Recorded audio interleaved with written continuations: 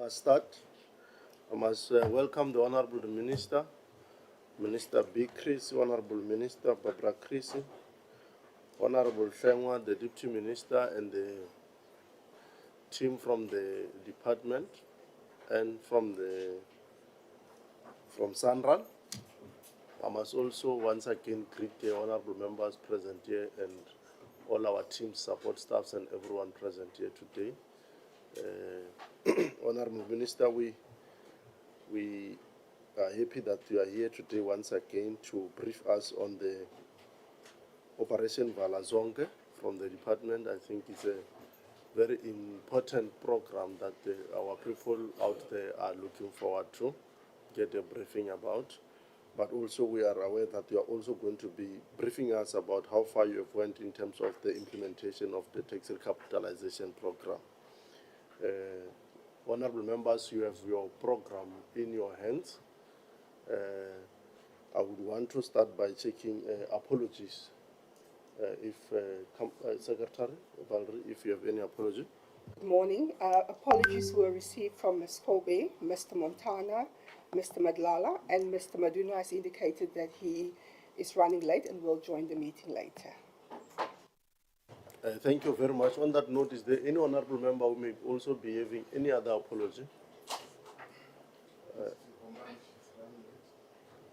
Honorable Kombani is also running late. She has arrived already. Yeah, you're protected. Your whip is protecting you. Honorable Minister, do you have any apology from your side? As far as I know, I'm still chilling. Okay. And I hope that with you, as long as you're not going past one. Okay. I think we've noted, I think we must formally note that apology that at a particular point, the Honorable the Minister will leave us, but will leave us in the capable hand of the Honorable the Deputy Minister. Hello? Okay. It's noted. You have another session. Okay. Caucus. Okay. Yeah, you will also equally be released at that time to go to the MK caucus, no problem. Thank you very much. At 11, eh? At 11, eh? Yes. Okay. So, because we will have honorable members who are going to have to attend to other things, I would want to plead as we move as speedily as possible as usual. And therefore, I'm not going to waste time. We note the apologies that have been presented before us, and of those that will have to leave at a particular point. And then with these few words, once again, I want to welcome you to this Portfolio Committee on Transport, Honorable Minister and your team. Looking forward to fruitful engagement on this subject that are at the heart of our people's interest. I therefore would want you to, in line with the agenda, take us through item number 1, briefing by the Department of Transport and SANRAL on Operation Vala Zonke, which has to do with potholes. Over to you, the Honorable Minister. Thank you very much, and good morning to all the honourable committee members. Chairperson, I am joined by DDG Roads, Mr. Chris Labisa, DDG Public Transport, DDG Mukunyama, and also the CEO of SANRAL. And I think together with their teams, they will be presenting the 2 documents. Let me start with Operation Vala Zonke. And I think that what honourable members are aware of is that we have difficulties in the public domain with regard to the maintenance of roads, particularly the maintenance of roads that fall in the domain of subnational government, in other words, provinces and municipalities.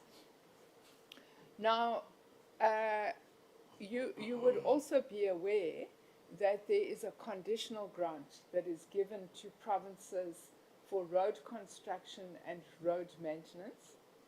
And there have been difficulties that provinces have experienced with regard to the implementation of both road maintenance and road construction on the conditional grant. And I think those difficulties relate, first of all, to in-house capacity, either within the provincial departments or within the provincial roads agencies. And what we have seen is that because of those limitations, there is a high dependency on the appointment of outside contractors to implement road maintenance. We've also seen a situation where those agencies are not necessarily good at project management. And so we would find certain instances where projects are under-delivered against targets. And then, of course, you would be aware that we have a general problem in the construction sector with regard to organizations that claim to represent businesses and communities and who intervene in construction projects because they want their 30%. With regard to municipalities, it's important to say that 17% of the MIG infrastructure grant is allocated for road maintenance and road construction. What we have seen is that municipalities face similar problems, not having a yellow fleet, reliance on contractors, poor contract management, and I think that we are aware that in many municipalities the road infrastructure is not in a good situation. About a month, 6 weeks ago, the President convened a meeting amongst certain ministers and SALGA. I attended that meeting together with the acting DG at the time. And what we agreed in that meeting is that we are setting up a working group to look at how we ensure, municipality by municipality, that the MIG money that is supposed to be spent on road maintenance is in fact spent on road maintenance. In my previous portfolio, we set up such a working group to work on issues of waste management, and it was quite important in improving waste management in municipalities. We also worked with National Treasury to ensure that where there was a shortage of yellow fleet for waste management, we could use the MIG for the purchase of yellow fleet. And through this working group, we will be engaged in similar processes. DDG Hlabisa has already convened the working group and decided on terms of reference, and he can brief you further on that. Now, I am raising this, honourable members, because it is important that we recognize that Operation Vala Zonke is intended to assist provinces and municipalities in identifying roads that are in a bad condition, verifying those reports, and then supporting provinces and municipalities to repair the roads. It is not intended that SANRAL is taking over the maintenance of those roads. I continually get letters from mayors and from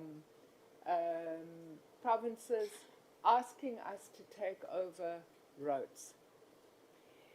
There are criteria for roads that SANRAL can take over. And you would understand that SANRAL has a particular mandate with regard to national roads.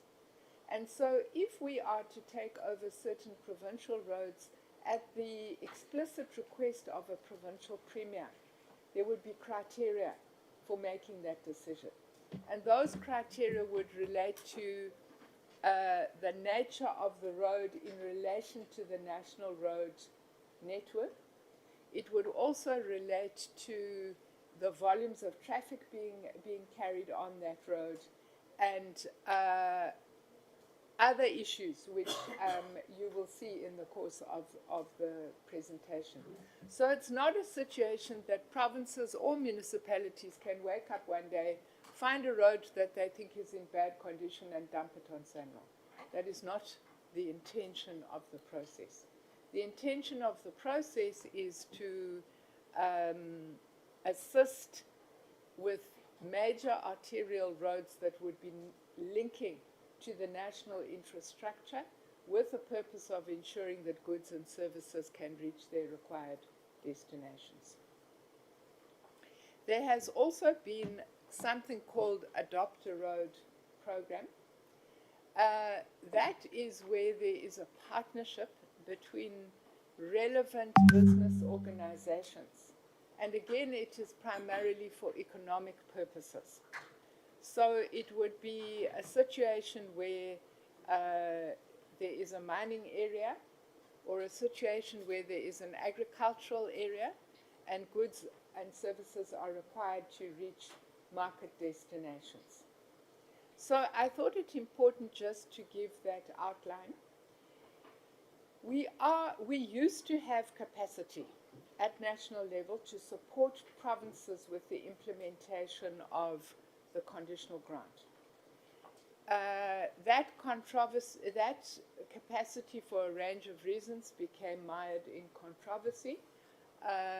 We are now re-establishing that capacity because we believe it's important to follow the money. And that is something that we would be doing in cooperation with the relevant provinces. Let me pause there, Chairperson, and let me hand over to Mr. Tlabisa and his team. You'll introduce your team. Yeah. Thank you very much, Honourable Minister Chair. Thank you very much, Honourable Chair and Honourable members of the Portfolio Committee colleagues. Thank you very much. We are here with, as Minister has alluded to, what SANRAL supporting us in the program of the Operation Vala.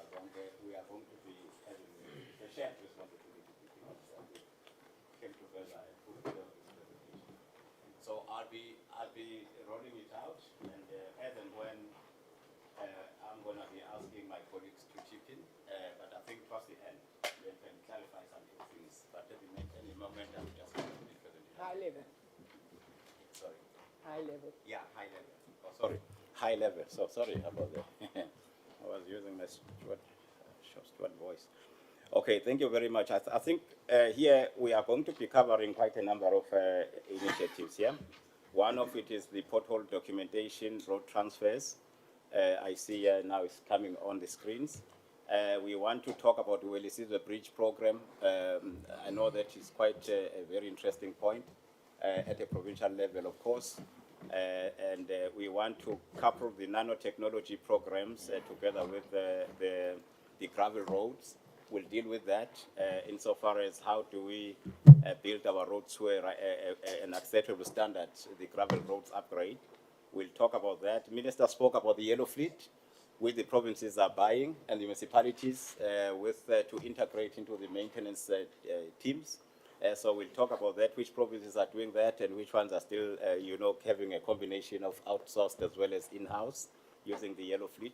In the process of doing all this, we create jobs and we do transfer some skills so that by the time these contractors leave the space, there are people who are capacitated in terms of the skills. So that is where we are. And then the issue of Adopt a Road. Minister has touched on it. I will just go through it quickly because it's not Minister has covered that one very well. Thank you. So I think what we are going to do, the decisions that were made some time back was the extended cabinet that took place way back in 27 January 2022. Which was followed by a retreat, cabinet retreat, which was ministers of cabinet and forming the economic cluster of cabinet. So they met, led by the president, and then they assigned the Department of Transport to deal with the issues of fixing of roads and refurbishment of road infrastructure in all levels of government. That was the mandate that we were given as the Department of Transport, and then the mandate as such to swiftly move and engage with relevant stakeholders. That would be the municipalities, the provincial, road authorities, and everybody else who's interested in road building. So that is what we did.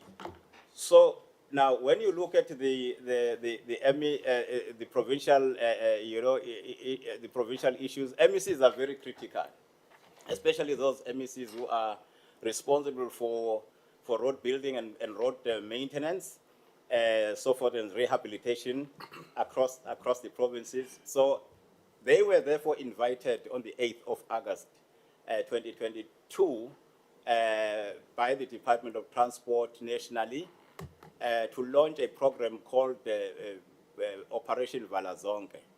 That one, it did not mean that the provinces were not facing the potholes were not fixed, but it was to highlight and escalate the importance of fixing potholes in the country and being a focus area, so that provinces could just dedicate an amount of their PRMG to deal with these kind of issues on the ground. So this one was quite a success, and it was rolled out.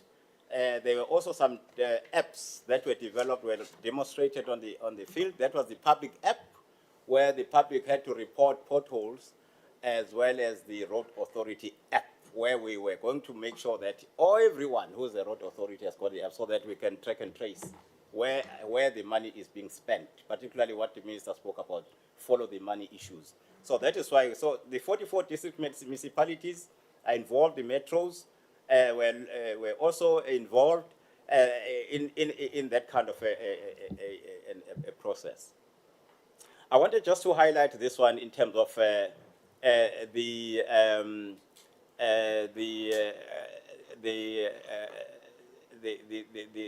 road indaba. We had a road indaba. These are just highlights of the road indaba that we had. Something that we identified and assessed. The network verification was a major issue, and the network classification was a major issue. So what Minister Chrissy is talking about, our means of transport insofar as the issues of capacity, you can see that these were identified in obtaining the road classification files, as well as the road classification in terms of spatial plans. So this one is a major problem, because if you don't have this thing right, you are bound to not to get your network right. So with the municipalities and the provinces and national, we need to sing from the same hymn in terms of the standardization across all levels of government, so that we sing from the same hymn book.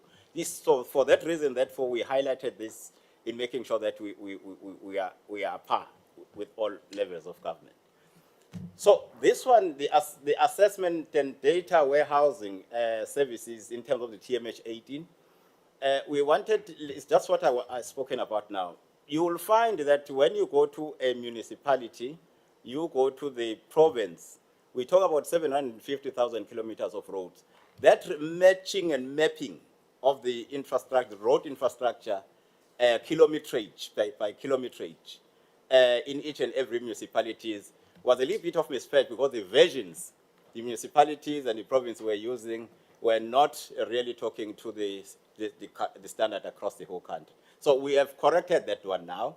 We are now singing from the same hymn book, although there are other teething problems here and there in terms of the training of the municipal level in particular. That is where we are focusing our energies at, because that is where the biggest potholes are being reported. If you look at the map in the middle, you see right at the top there, it's quite a number of roads that are there. Most of them are municipal roads. That's where our focus is. Now, you look at if you look at this slide, it talks about what the public has reported as the challenges. If you look at Gauteng, for instance, they have got the largest number of potholes that are being reported, and you can see that they are indeed, and as well as the Free State, you can see that this is where the number of potholes are being reported.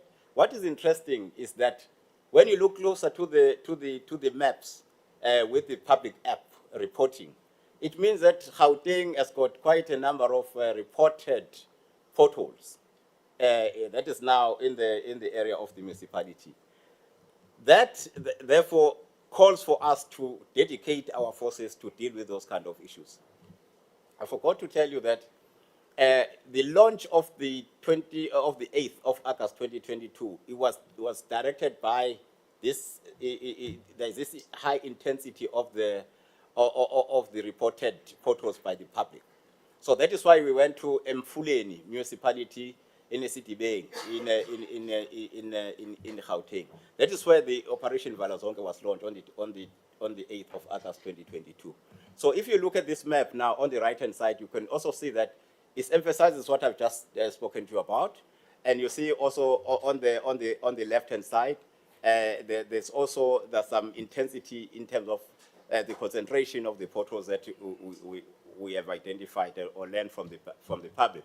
So why are we talking about this? It's because we want to see where is the pressure point, because Cabinet said we must identify the areas that are riddled with potholes, and then must go and assist with some interventionist approach to that. I know my minister has covered that to say it's the role of us to assist, but not to use the dedicated funds for the provincial roads to the municipalities. Minister has covered it very well in terms of MIG.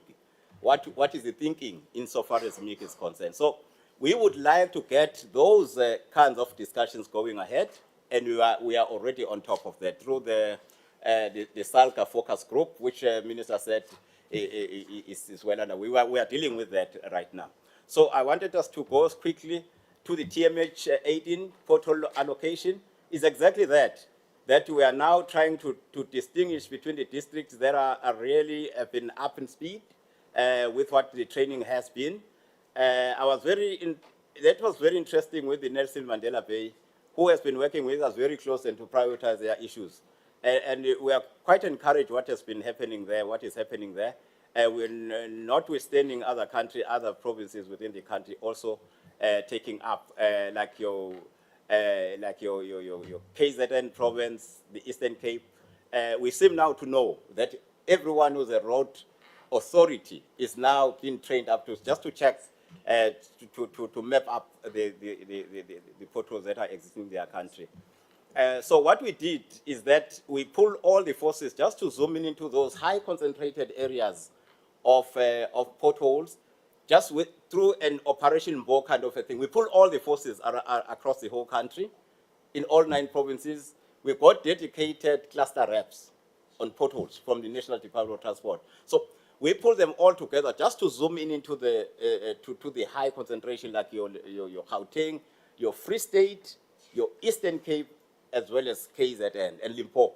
So these are the 5 provinces that we were really looking at with our Operation Bo. Here you go there, fix and go, verify, fix, verify, and go. So that is what Operation Bo was all about within the ambit of the Operation Vala Zonke. So this one is just the stat to say these are the people who still have to be trained on this and so forth. Let's get to the road transfers. Minister has covered this one very well. That is not every road that is going to be transferred into the asset register, national asset register managed by SANRAL.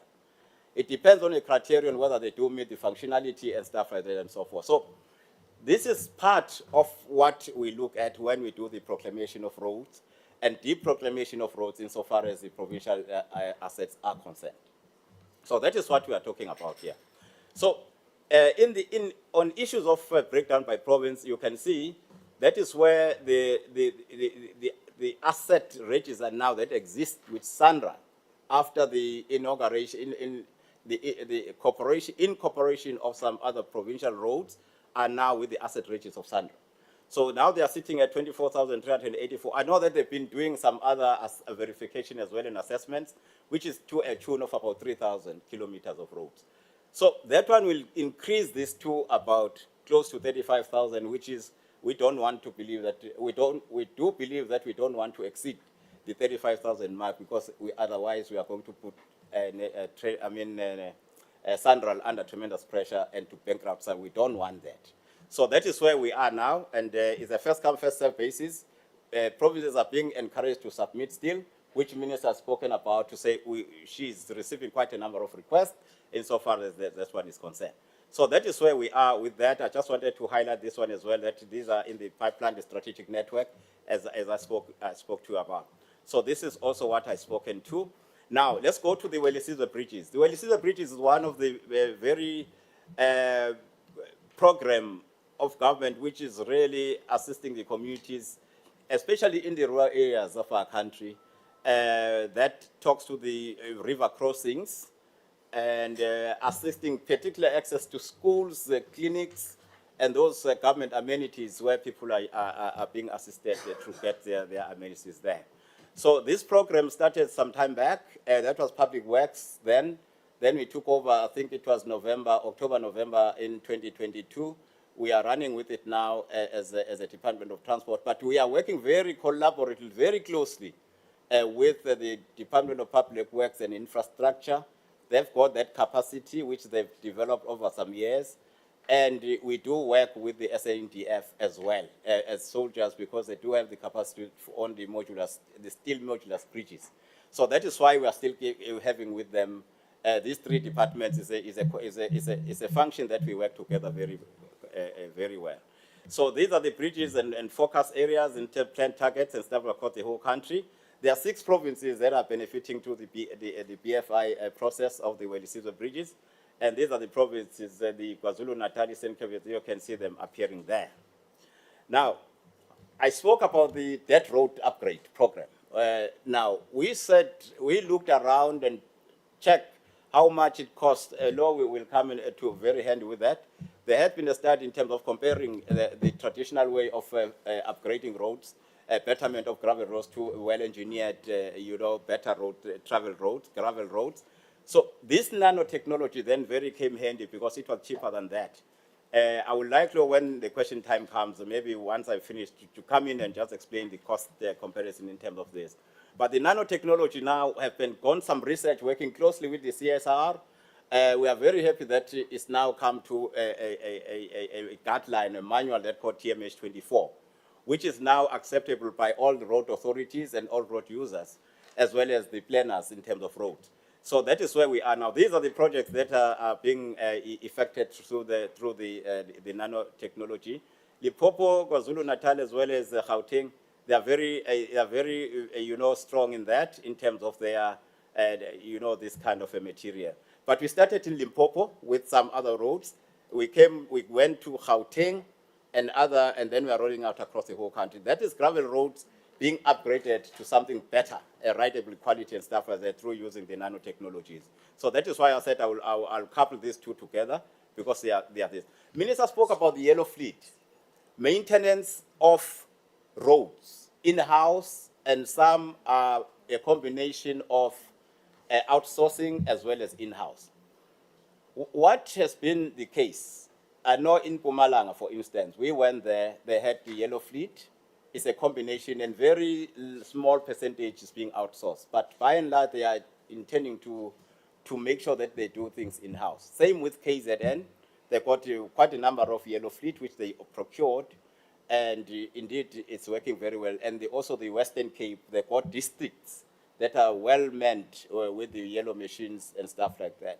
So we want to encourage that. I saw also in Gauteng, in Mfuleni City Bank, where we launched this, they had their yellow machines. We were using them during the launch of this program.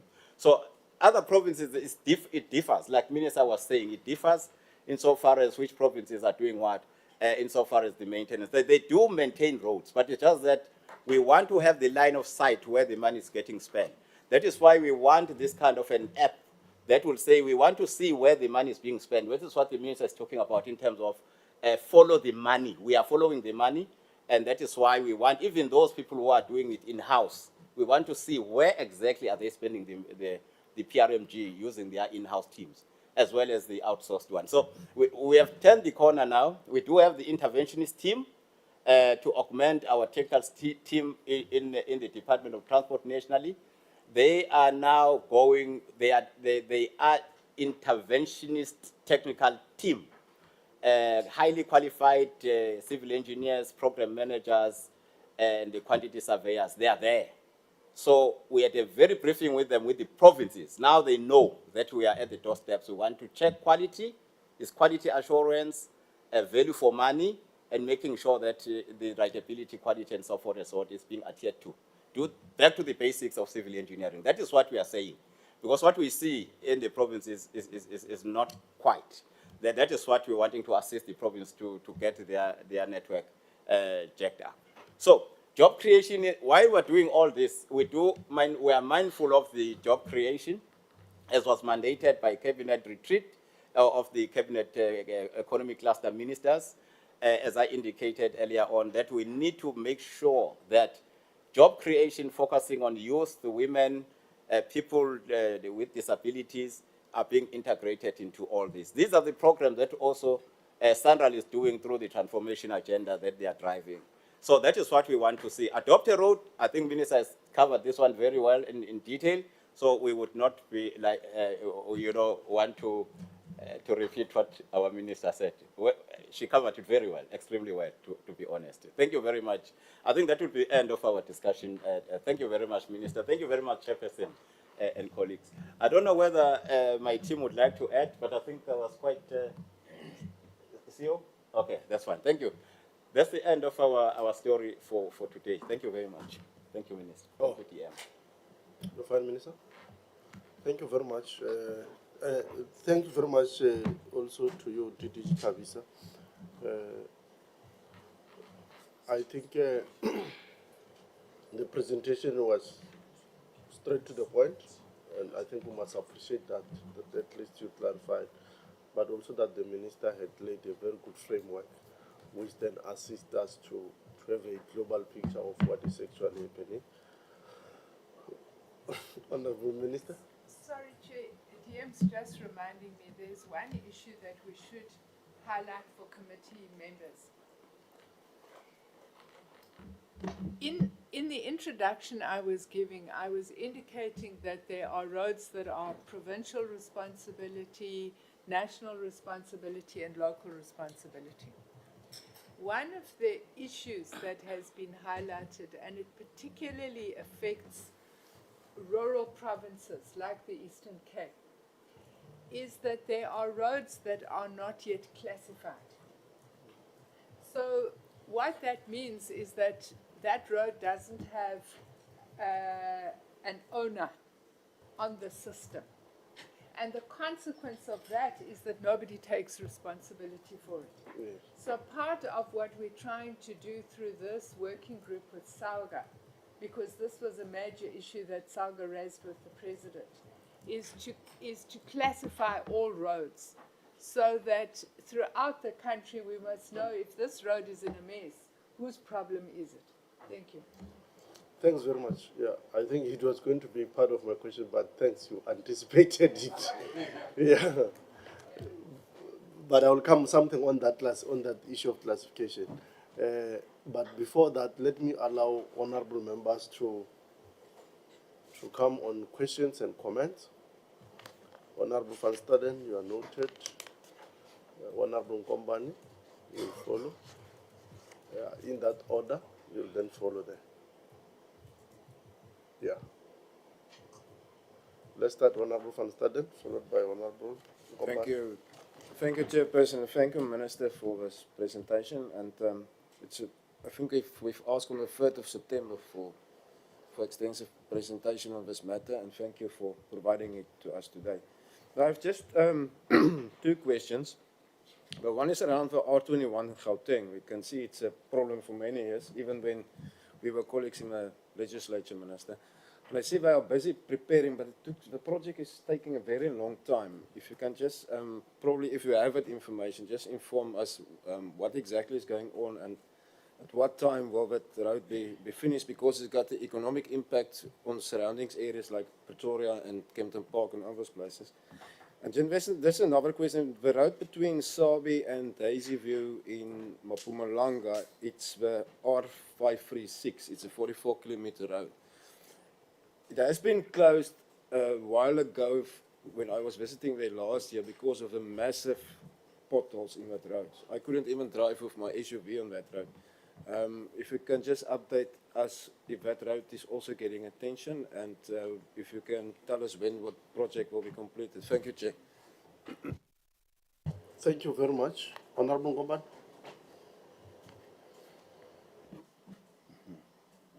Okay. Thank you, Honorable Chair. Good morning to you and the members in the meeting. Chair, I'm concerned about the. Yes, let me firstly thank the Honorable Minister and her team on their two reports, Operation Vala Zonke, coming together with the Wele-Sizwe bridges. Chair, does the different method of dealing with potholes have implications for the quality of work and the cost associated with the different methods? Because one may come with another method, and in the past we're dealing with other methods of closing the potholes. But now, is this method the best according to the assessment of the minister? Also, is the cost for the program for fixing potholes competitive, or are we being overcharged, which has become the norm for government procurement? What are the advantages now with regards to the cost? Then also, Chair, is this method and the program, Operation Vala Zonke, reducing road maintenance costs through dealing with the potholes? What is the lifespan, perhaps, of the potholes being dealt with, and the quality of the road? Then lastly, Chair, in terms of, yes, that may also go in hand in glove with the completion of the filling of the potholes in different parts of the country. How many have we done as the department, and how many have been done through the private sector, so that we get the picture of how this is assisting us as the nation? Lastly, regards to the Wele-Sizwe bridges, I know that all the rural provinces are beneficiaries of these 6 provinces. Now, how are we dealing with Wele-Sizwe bridge building program in terms of how many have been completed and how many are still in progress for now? And what is the period of time taken per bridge? Is there any progress? Can we encourage the department giving the Amajoni this program to deal with it? Okanye ibonakala injani sihlalo? Enkosi kakhulu. Inkosi, Honorable Ngomban. Honorable Gunn. You are next, Honorable Kubek. Thanks very much, and thanks for the presentation. So, from observation, one of the challenges that we have is that the time it takes to fix the roads, which also leads to further, let's call it degradation. So we have an issue, Honorable Minister, in the Johannesburg CBD, the heartbeat of the country, the economic heartbeat of the country. that road that was formerly known as Bree had an incident with a gas explosion. Up to this day, it hasn't been fixed.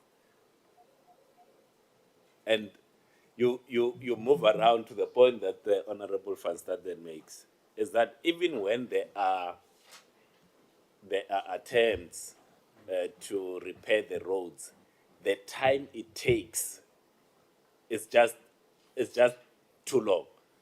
And whilst one accepts that these are not national roads, but they have an impact. They have a huge impact in terms of the general state of the roads. And being the minister responsible and the department responsible in terms of leading, because we cannot say that it's just a municipal responsibility or a provincial responsibility. At the national level, we have a responsibility to lead. When things don't work, people look at us. They will say the municipality fails, but they then look at us. I think it's if there's one thing that we need to try to get to as quickly as possible, is the in-house maintenance capacity. That must be the program of the department, that municipalities and provincial government needs to have a level of in-house capacity. Because think about it. Take Bree. You have to go through the entire. You have to advertise the bid. People must apply. There must be meetings and meetings to repair the road, and that inconveniences us. I think there has to be some kind of a scoreboard, Minister, to say, looking at what I will call the transport authorities, so the provincial governments, the municipal governments, so all the people that own the roads. One of the things that must be there is, do you have capacity to maintain these roads? Because as you'll know, and I was overhearing the DM before the meeting starts about the road closer to where he stays. Some of the problem is that those that are asked, and I was checking one of the departments, those that are then given the contracts to repair the roads end up not repairing the roads. And the roads continue to deteriorate further and further. I think we need to have some kind of a scoreboard, DM, to say, municipality, you own these roads. Can you maintain them? Do you have capacity to maintain them? Because the inconvenience, most of the, as you'll know, as a last point, and I had asked the question, and thanks for the response, Minister. The amount of money that is paid, and if you look at the claims for, whether it's tire damages and wheel damages, it's got an impact. And in some instances, due to the bad state of the roads, we do lose lives. So this becomes a big aspect. But for me, it's the in-house capacity, the yellow fleet. If we can push that and ensure that, understanding that those that are currently providing that service, it might not be in their best interest for the municipality to have the in-house capacity, because they will then lose business. But ours should be about economic growth and also saving lives. Thanks very much, Chairperson. Appreciate it. Thanks very much, Honorable Gan. Honorable Kubek. Thank you, Chair, and greetings to the Minister, Deputy Minister, and the team from SANRAL, DDG. I think we appreciate the concise and straight presentation. We can't fault it anywhere, I guess. I think just a few questions. What I would possibly like to know, like to ask is, has the government and I think this conversation has come up somewhere, thought about having a government construction company that could possibly assist with they could possibly assist with these things, because the municipalities, like Minister said, they've got no yellow fleet, and that company would possibly have all of the necessary equipment. I think, like my colleague is saying, Honorable Ghana, we need companies with the necessary skills to do this thing. The equipment, there would be no time delays with that company if there was a company that was specifically focused on doing government construction. They would have the capacity, there would be no time delays, like Honorable Ghana is complaining about that delay in road construction.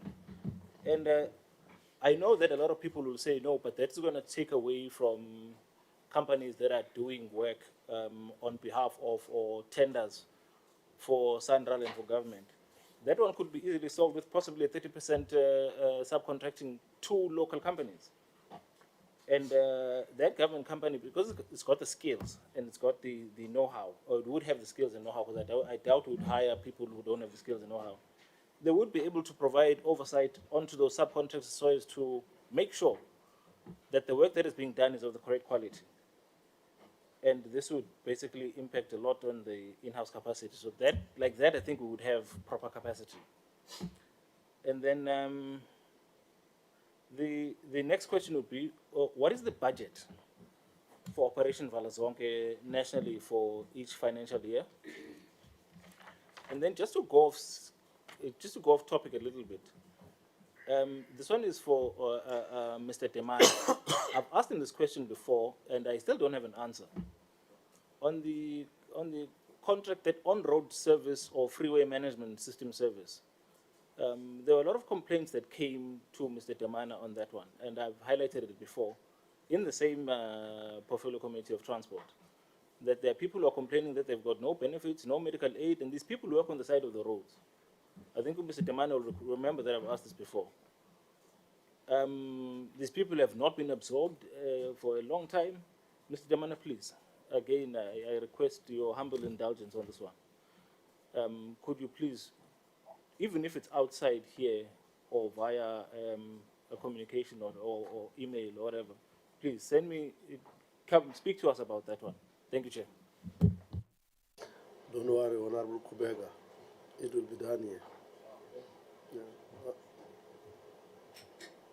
Honorable Maben? Yeah. Was your hand up? Yeah, his hand was up. Or is it an afterthought? Okay. Then start, Honorable Mabena will come. Okay. Yeah, no, thanks, Chair. It's a quick one, really. Well, greetings to the Minister and the Deputy Minister and the team. Thanks for the presentation. Look, Minister, for me, it's just maybe to start there, not to be repetitive. I think I also asked this question in plenary last week. So say, maybe let's try and increase the capacity of the state to fix their own roads. Because what we are finding now is that some of these people that we tendered the work to, they come and destroy our work deliberately for that. So, I just want to echo that, to say, can we look into that and maybe give us a report in terms of how far can we look into actually having that internal capacity. But also the unclassified roads. I don't know how far that process was, because now you've briefly hit on it, because I wanted to come on it. But secondary to that is that, do you have the appetite to actually take up these roads that the municipalities are writing to you and saying that, can you take up these roads? Because one of the hindrances that I would assume that you have in a quick turnaround time in fixing our roads are those classifications, to say that you don't have the mandate and everything else. But now, do you actually have the appetite to, even the roads that sometimes it's the capacity within the municipality is not there to fix these roads, you know? They don't have the capacity. Do you have the appetite to say, okay, the municipality is failing here, we might as well just take over those municipalities? I think those were just the two issues, Chair. Thank you very much. Thank you very much, Honorable Maben.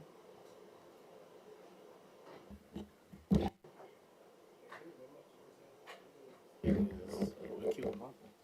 but hopefully they can, yes. So greetings to the leadership of the department, the officials, and everyone else.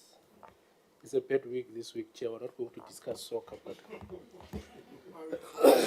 we'll just stay away from. Nothing Only happened, lighter Chair. note. Let's move on. Let's deal with Dr. matters. Nsinga has been quiet. I was asking myself, why is Dr. Nsinga quiet? Doesn't even interested here. Oh, so that yellow thing has melted. Okay. Yeah, Chair, I think let's focus on important issues. The first question is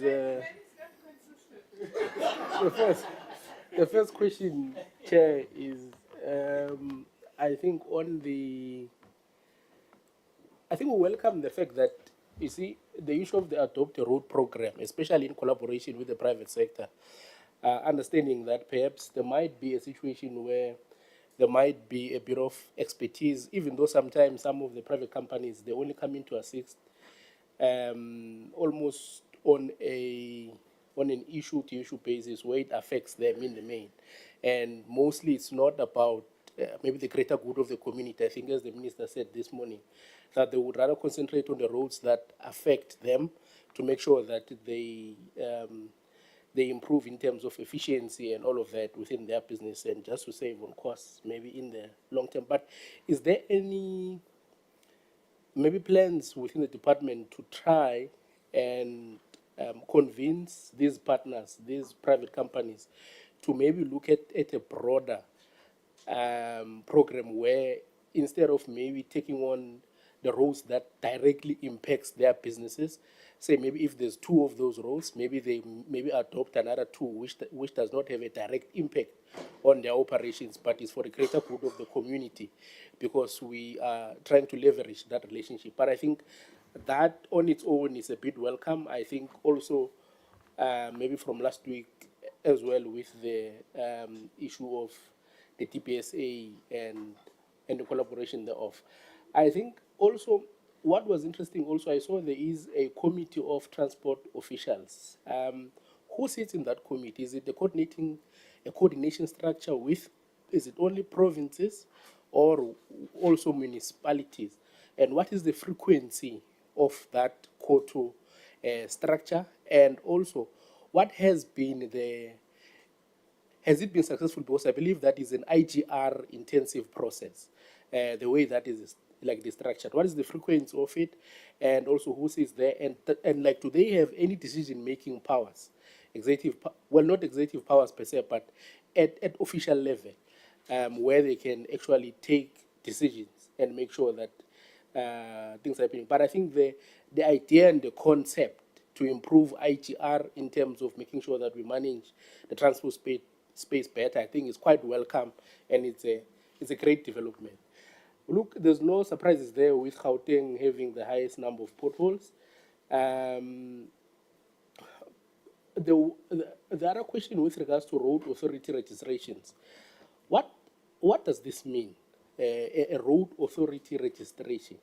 Is it an indication of the actual users registered per municipality in that province? Because I see that under some municipalities, there's about 3 registrations, but it's in one municipality. So who then becomes a road authority that is being registered? For instance, in the city of Johannesburg, we've got the Johannesburg Roads Agency. Would you consider JRA as a road authority, or are you considering the actual city of Johannesburg as a road authority? And in that instance, if maybe the report was talking to Johannesburg as well, would you then say the Department of Transport in the COJ and also JRA, would you consider those as one or two? And then the other issue, what is the time lag? And I think this was in part covered by my colleague earlier on. What is the time lag between verification and also an actual work order being allocated to a company, and also an actual pothole being fixed, in terms of that? And then also, do you ever receive repeat requests to fill up a pothole that maybe you filled up 6 months ago? This also speaks to the quality of the work that is there. But I am more interested in terms of, do you treat it as a new pothole if it was fixed 3 months or 6 months ago, or do you treat it as a return job? If it is a return job, what is the responsibility of the service provider thereof?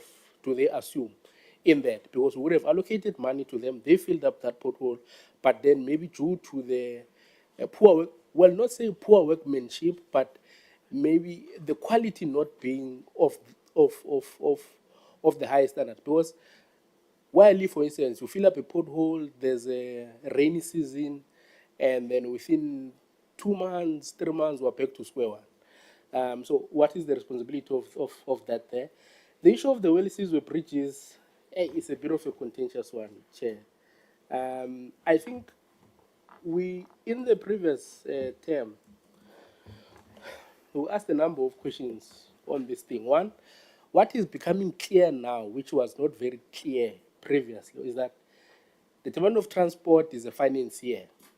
DPWI is the implementing agent. But that implementing agent has appointed SANDF to be the one that is constructing the bridges. So with us, we're giving them the money. Basically, we're the blessers of this entire program. But now, what then happens? How do we hold them accountable, especially through the Follow the Money program? I'll tell you where I am basing this. We had a situation where the Infrastructure South Africa, which is an entity of the Department of Public Works and Infrastructure, considered that the modular bridges were of poor quality standards. That's what they said. I think that was during the time when it was Deputy Minister Lisa Mango, who was here. And they considered that as Infrastructure South Africa, from their perspective, they were not happy with the quality of the work that was being done by SANDF in as far as that. Are you happy? Is the current leadership of the department, have you moved away from that to say that you are now satisfied, you are happy with the quality of the bridges? And then another issue is, we went to Northwest in Rustenburg in the previous term on an oversight.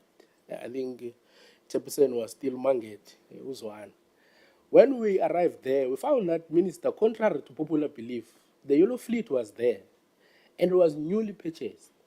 But they could not use it because of contract irregularities that was identified with that program. And they had quite a considerable amount of yellow fleet, which would be respectable by any standards of any province.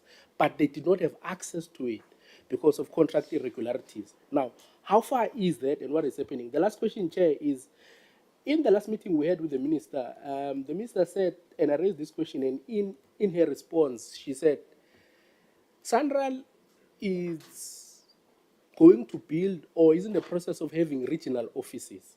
Their main purpose was to assist and augment in terms of capacity to ailing municipalities and provinces who are failing. And as confirmed by the minister this morning, the Achilles heel is contract and project management.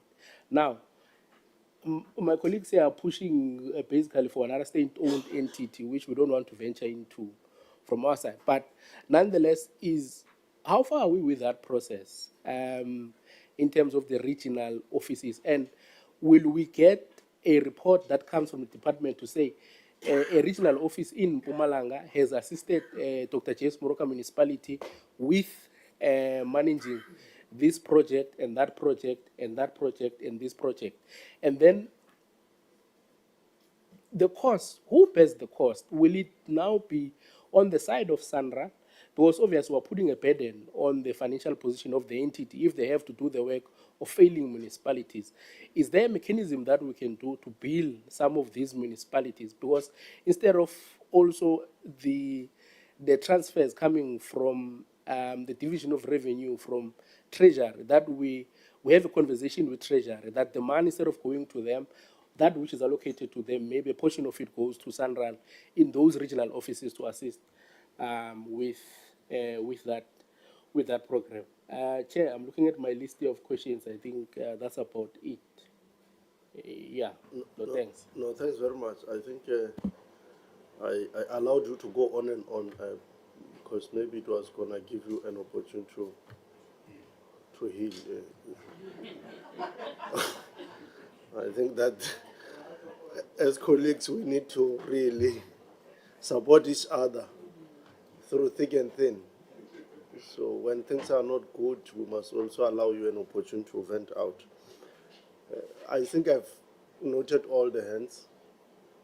And of course, because Honorable Malmaja, you want to come in? Okay. Okay, no. I'll allow you, Honorable Malmaja, because, yeah. I see the mood is not the usual mood today from my honorable members. Even Honorable Malmaja is not having confidence in terms of raising his hand. I don't know if him and Honorable Mabena are on the same stall, but... No, Chair. I raised my hand earlier and I'm fine. I'm very happy. I'm very happy. Those who are not happy, maybe they must just join us. No, thanks, Chair. Thank the Minister and the team, DM, colleagues. Let me start this way. Start from the bottom, going up. Minister, we live in a very connected world where things are happening and within a minute you can know everything. I want, when the team talking to us, tell us that during their spare time, if they ever came across a situation of the Eastern Cape where the people of Eastern Cape were using a drum of some sort to transport people from one bank to the other bank of the river, because there's no bridge there, and was that particular area given a priority so that indeed we improve the life and the living conditions of our masses, in particular those who were previously disadvantaged. The other issue which the department really need to talk to us and say, yes, we agree, no one owns up this road. But we can't have such, and yet you find that traffic officers are there and giving people fines. Now the question, why do you work where you don't belong? And if they are not working, it means that road is not regulated. We are saying, it means you can drive 150, 200, because that road, no one wants to own up. The issue of owning up is another issue, but the issue of regulating it, why this road is like that, then the department, one or another, you will never win that case, because before the eyes of the public, they don't see the issue of municipality and other issues. This issue of MIG, the monies that they are there, but they are not doing what's supposed to do. What is it that the department, or what measures does the department have to deal with these municipalities? Because the money was there and it's not used accordingly. What is it that is a matter of saying the report says, then you leave it that way? Or there are measures in place that you are intending to implement? We'll be happy with that. Minister, is the department methodology of tracking the pothole program working? And what improvement is the department considering since they're implementing the method? I think that is another question. The other issue will be there's a low level of verification of roads at 30%. And how is this going to increase in the current financial year? And which provinces are lagging in terms of verification? The Chair, the last one will want to venture is, what is the method for releasing funds for the program to provinces and local governments? Allow me to pause there. Thank you so much, Chairperson, for the opportunity. No, thanks very much, Honorable Malmat, and thanks very much to all honorable members for progressive questions that you are asking. I think from my side, Honorable Minister, the departing point should be, and to honorable members, that where good work is being done, like we committed from the beginning, we must acknowledge it. We must acknowledge it and appreciate it. When we met you, Honorable Minister, on our first encounter, one of the things that all committee members were very strong about in as far as MIC is concerned, in as far as the grant, what the grant is concerned that you give to PIG, is it PIG? PRMG. I'm now thinking of municipal infrastructure grant, but the PRMG was that you need to follow the money. And I'm very happy, we must commend you that you have hit the call now, you have come clear in terms of the programs that we are doing in terms of that. I think we need to appreciate that because we must not only be the ones who criticize, but when we do good, we don't appreciate. I think we must say it right here on record that we appreciate the fact that when we raised that, you came clear in terms of how we are going to be doing, and your program is very clear. That is highly appreciated for you and your deputy minister and your team. And I think that should be my parting point. The intervention into municipalities, when you met at the level of cabinet on the 27th of January 2022, as you correctly alluded, and says you might need to enter into assisting municipalities, especially because at the end of the day, the face that is seen is one government. Ordinary people cannot separate whether it's a municipality, it's a province or what. Are you getting cooperation at that level in terms of the municipality support? I know you are processing these issues at the local government association level, SALGA, but I may just want to get a sense. Are there examples of the areas of municipalities where would you have intervened where at a particular time we may want to see that and use that as a good story to tell for that type of collaboration, because that will then speak to a very good interrelationship between various levels of government, either from municipality, from national, province, and the local sphere. So you may want to highlight that this program is already working in this and these municipalities we have intervened. This is the type of the intervention, and this is the progress that we have actually noted.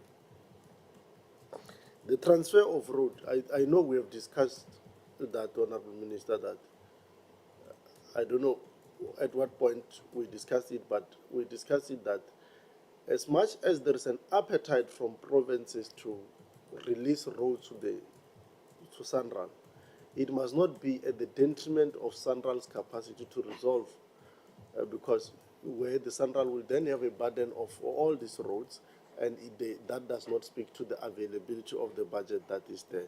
So related to that, one may just want to know, and I think you had said DD Tlhabisa will come on it. I did not hear it coming clear as to what I heard you talking about first come, first serve, but I want to understand what are the things that you actually look at when you say, because for me, the roads which are of national importance in terms of economy, in terms of high volumes, should be the ones that are actually prioritized. It must not be about who requested first. But I heard you speaking about first come, first serve. I may want you to relate to that, because it doesn't matter whether I'm in Limpopo or I'm in the Eastern Cape, I arrive first in terms of requesting to migrate a particular road, but it must still be subject to the assessment as to how valuable is this road in terms of relationship to our road infrastructure network plans for the future and for the economic enablement.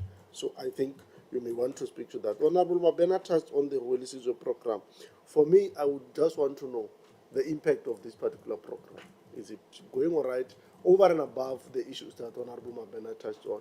To what extent is the impact of this Welisizo program, especially that you mentioned that there are 6 provinces that are actually involved in this program?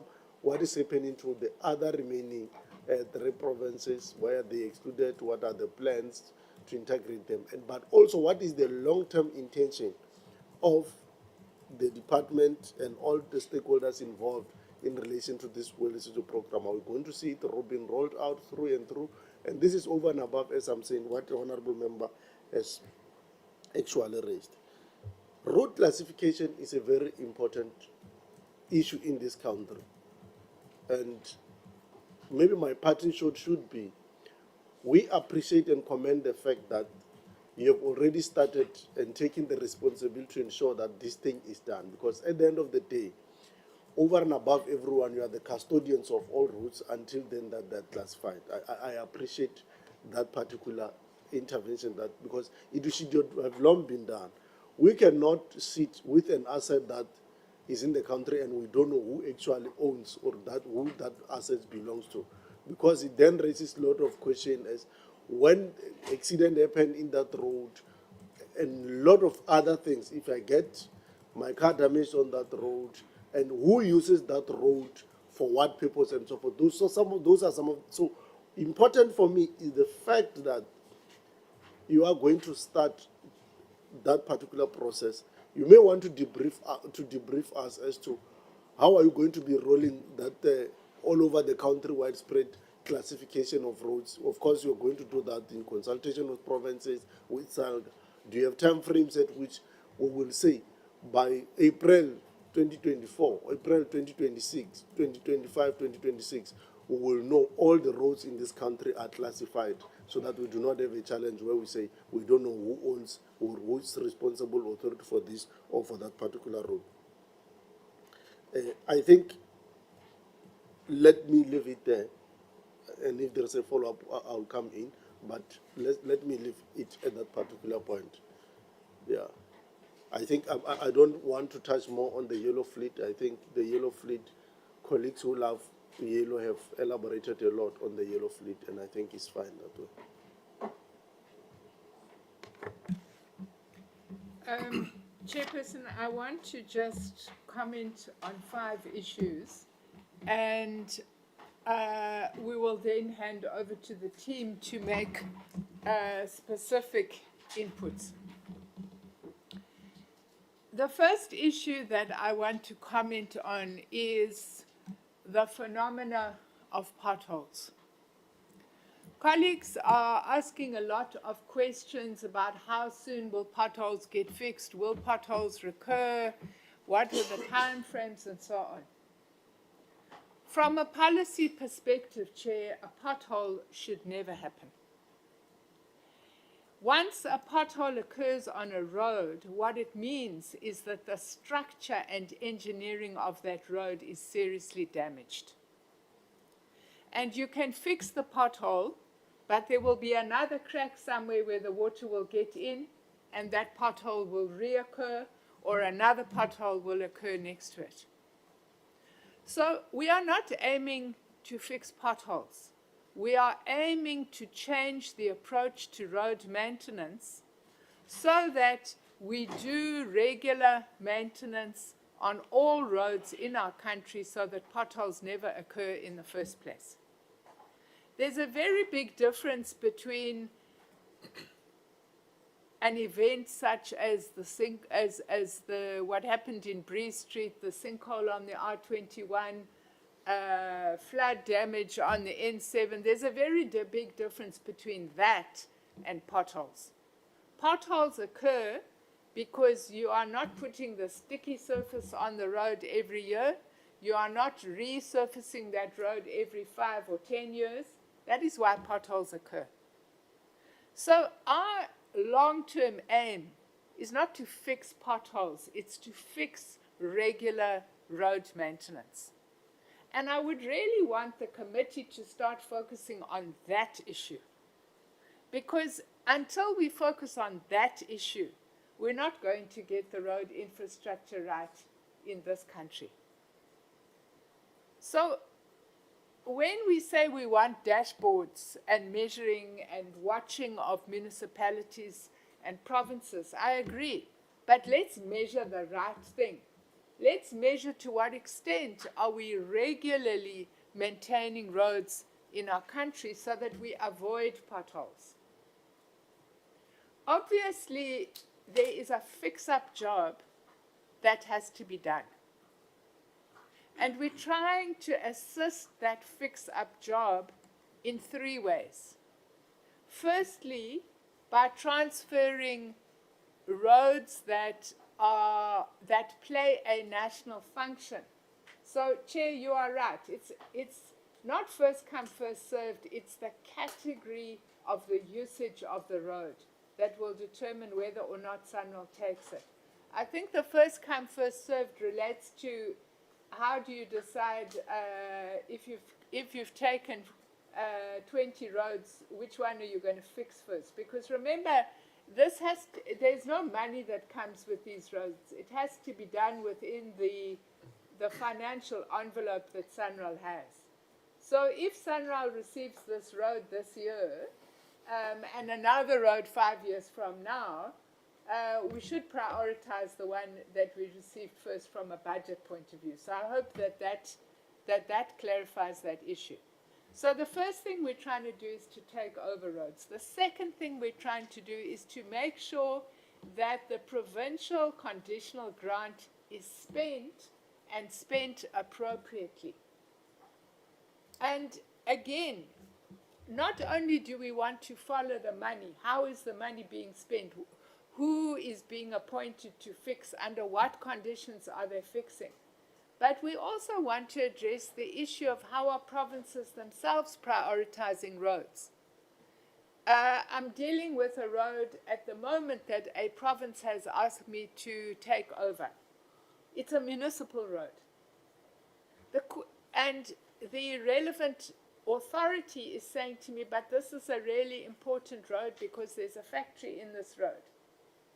So my question is, we give you X billion. If this is economically important, why are you not prioritizing it?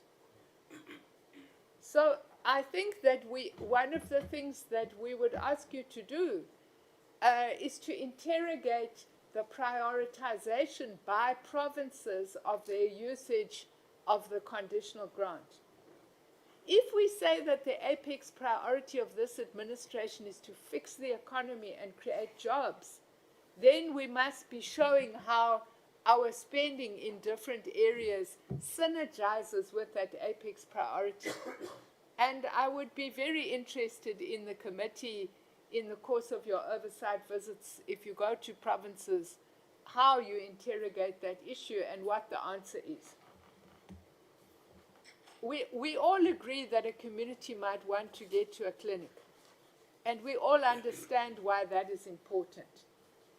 How is the province balancing that request with an economic request?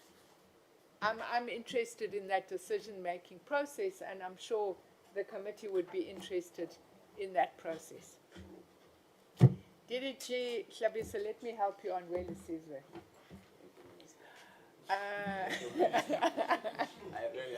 Because I know that you have sleepless nights on this issue. And Honorable Mabena, the concern that the Deputy Minister and I have is we are paying. Are we getting value for that money? So let's just say that it's only the first 3 months, but that issue is going to have attention because it requires us to be sitting with our colleagues and actually saying, this is the money we've allocated, this is the need, let's have a look at the delivery. So when we say we want to follow money, it might not only be with provinces, it might also be with our colleagues at national level.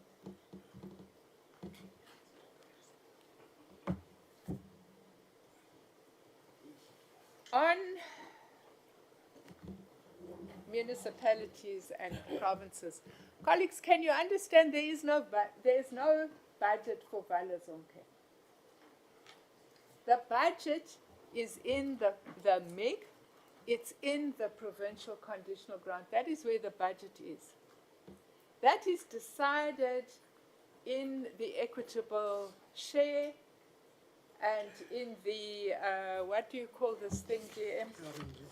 The division of revenue. The division of revenue bill.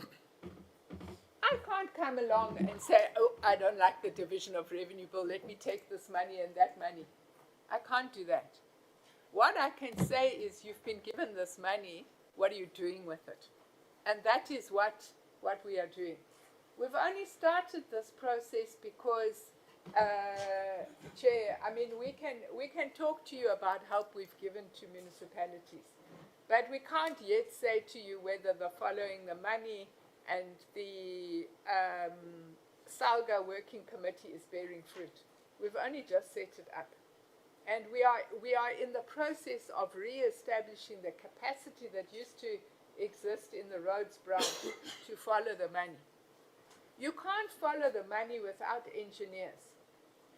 Because you and I, when we go and look at a road, I mean, frankly, you know, we can see that it's black, and we can see that there's some small Inyana stones, and we can see there's this thing that seems to be rolling along.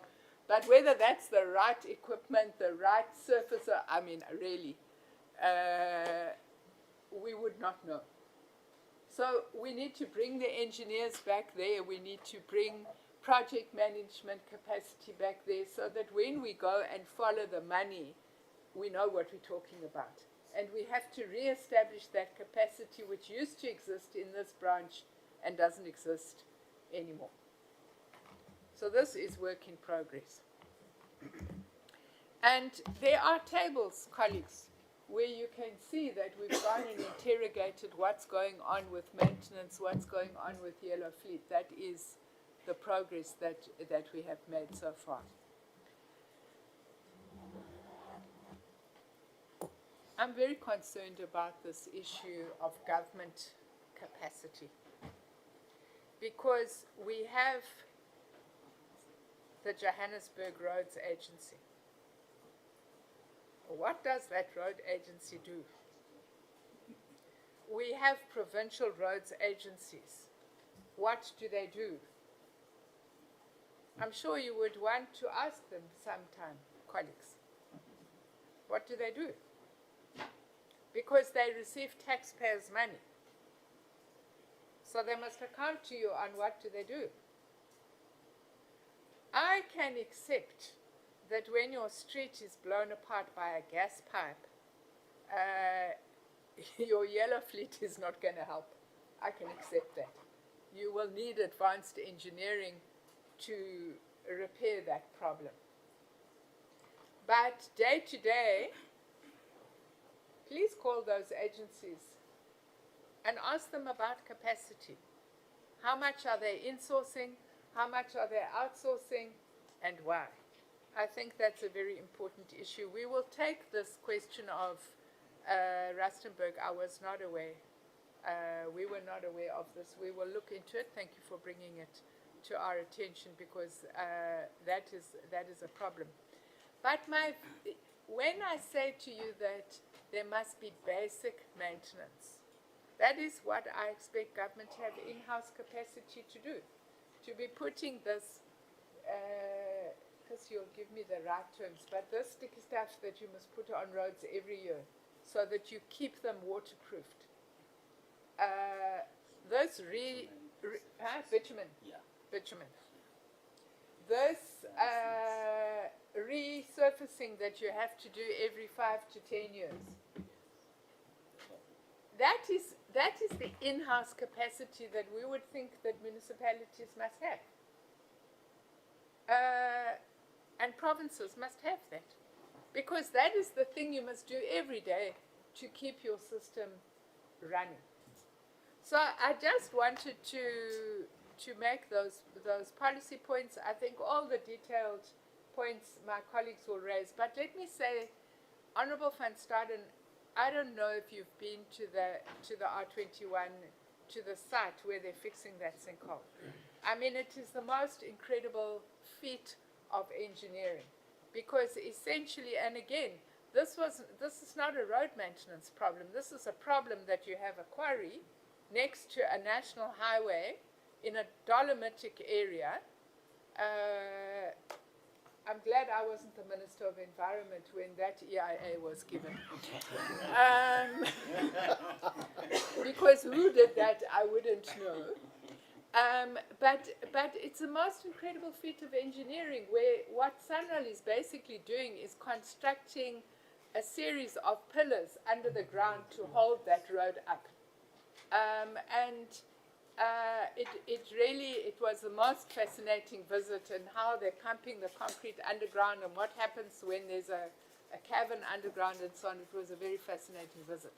And there's excellent progress on that, and I'm sure that Mr. Damana will give the time frames for the reopening of that road, although there is intended to be upgrading of the whole road. Let me hand over. Should we start with Mr. Damana, who might want to just raise some issues on road transfers and R21 and yes, Hazy View, Sabi to Hazy View, and other problems. Let's start with you, and then we can come back to Chris.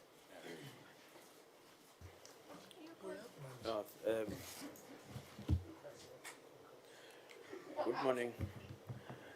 Good morning, Chairperson and honorable members, all of you. Good morning, Minister, the Deputy Minister, and colleagues.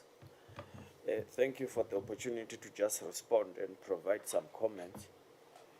I'm with Law Kanamea.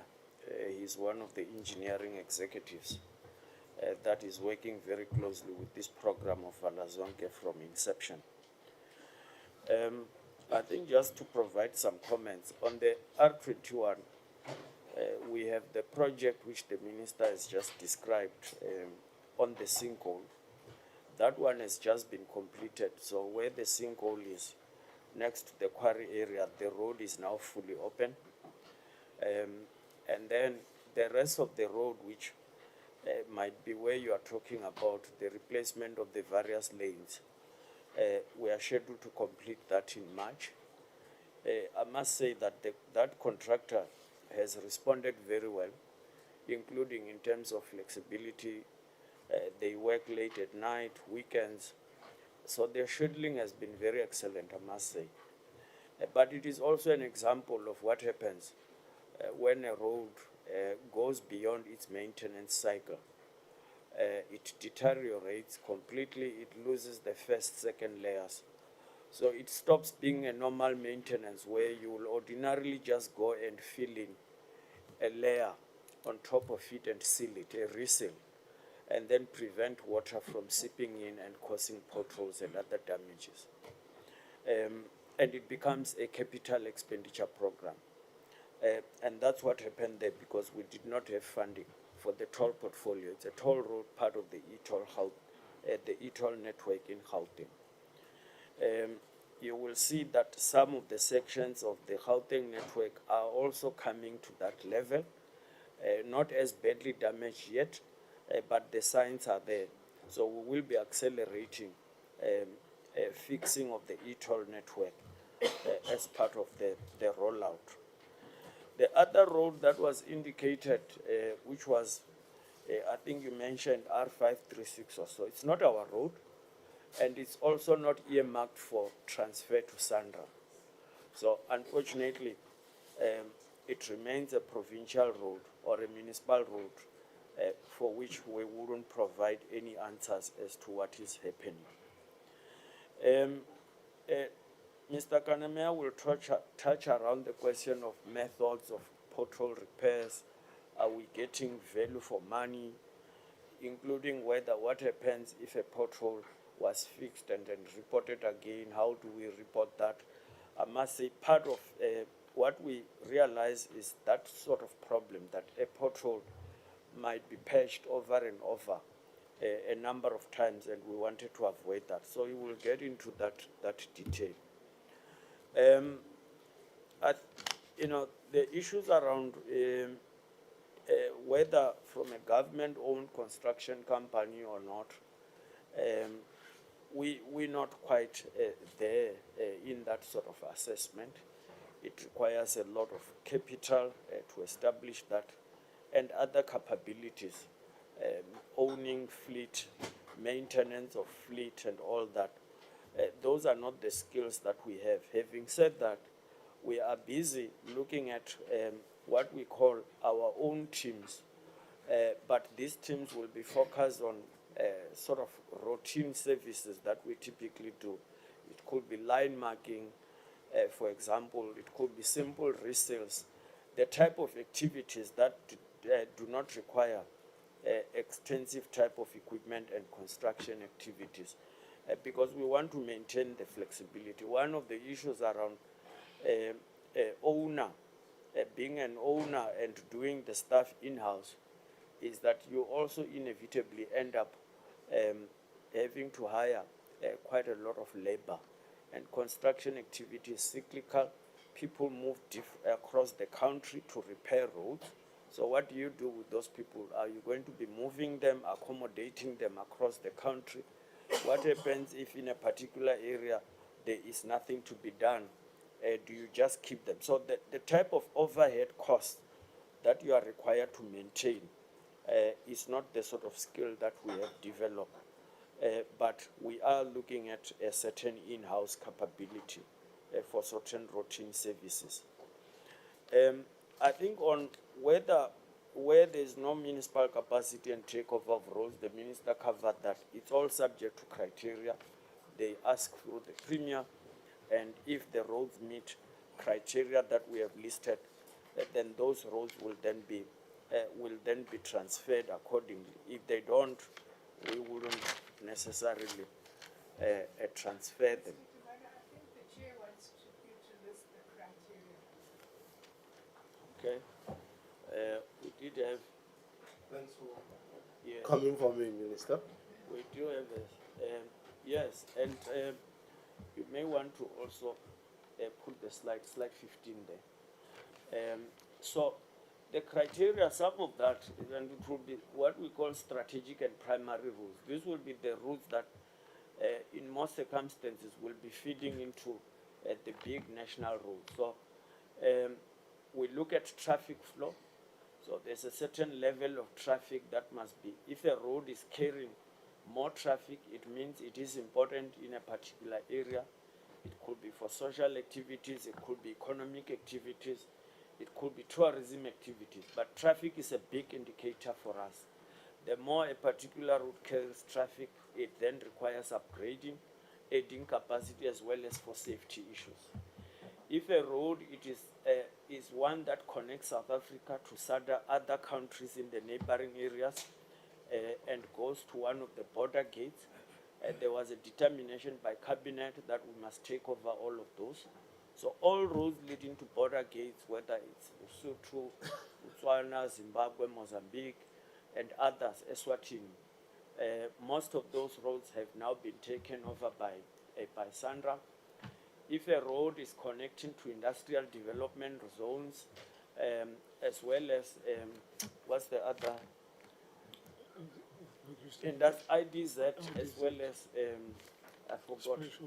Special SDZ as well. So those roads we cover because they are connecting to an important economic area. I've already mentioned cross-border roads, especially those that also carry passenger flows. Those are those. Tourism flows, for example, a number of roads that will be leading to the likes of Kruger National Park, for example, and other important tourism areas. They've been handed over to SANRAL. And it could be any other area of cultural interest, for example. Those will also be part of the things we take over. Roads that carry a lot of freight or trucks, for example, in economic areas, agricultural areas, in mining towns, for example, those will be things that we also take over. And of course, as population grows in particular areas, in certain magisterial districts, we will also look at population growth as well as the traffic capacity. And we may then decide that they meet the criteria. I mentioned border posts and tourism bed nights, for example. So that criteria has been listed there and is clearly understood. I might just say that of the 10,000 kilometers that was previously identified for transfer, we already took 2,000 kilometers, and we are processing the other 3,354 kilometers, which will take us to just about 28,000, which means we will be left with 7,000. However, the process of transfer is one way. Only a premier can request the minister. So we cannot go, we only can request that they consider. So it's part of things that we are looking to correct in the SANRAL Act, that there should be more of a formalized process instead of a one-way request by a premier. I hope that covers transfers. On the regional offices, maybe I thought that let me cover that. The process is underway, but we're really thinking that the offices will be set up to get going from the financial year, 1 April. We have identified offices. We are in the process of looking at the leases. We are also in the process of recruitment for the provincial heads. So we need to hire about, I think it's about six of them. So there's a recruitment process underway, and there's a process to identify office space for that. But really, for them to be effective, we are looking at the next financial year. As for funding, I think the issues really are that these offices are getting closer to provinces, to municipalities.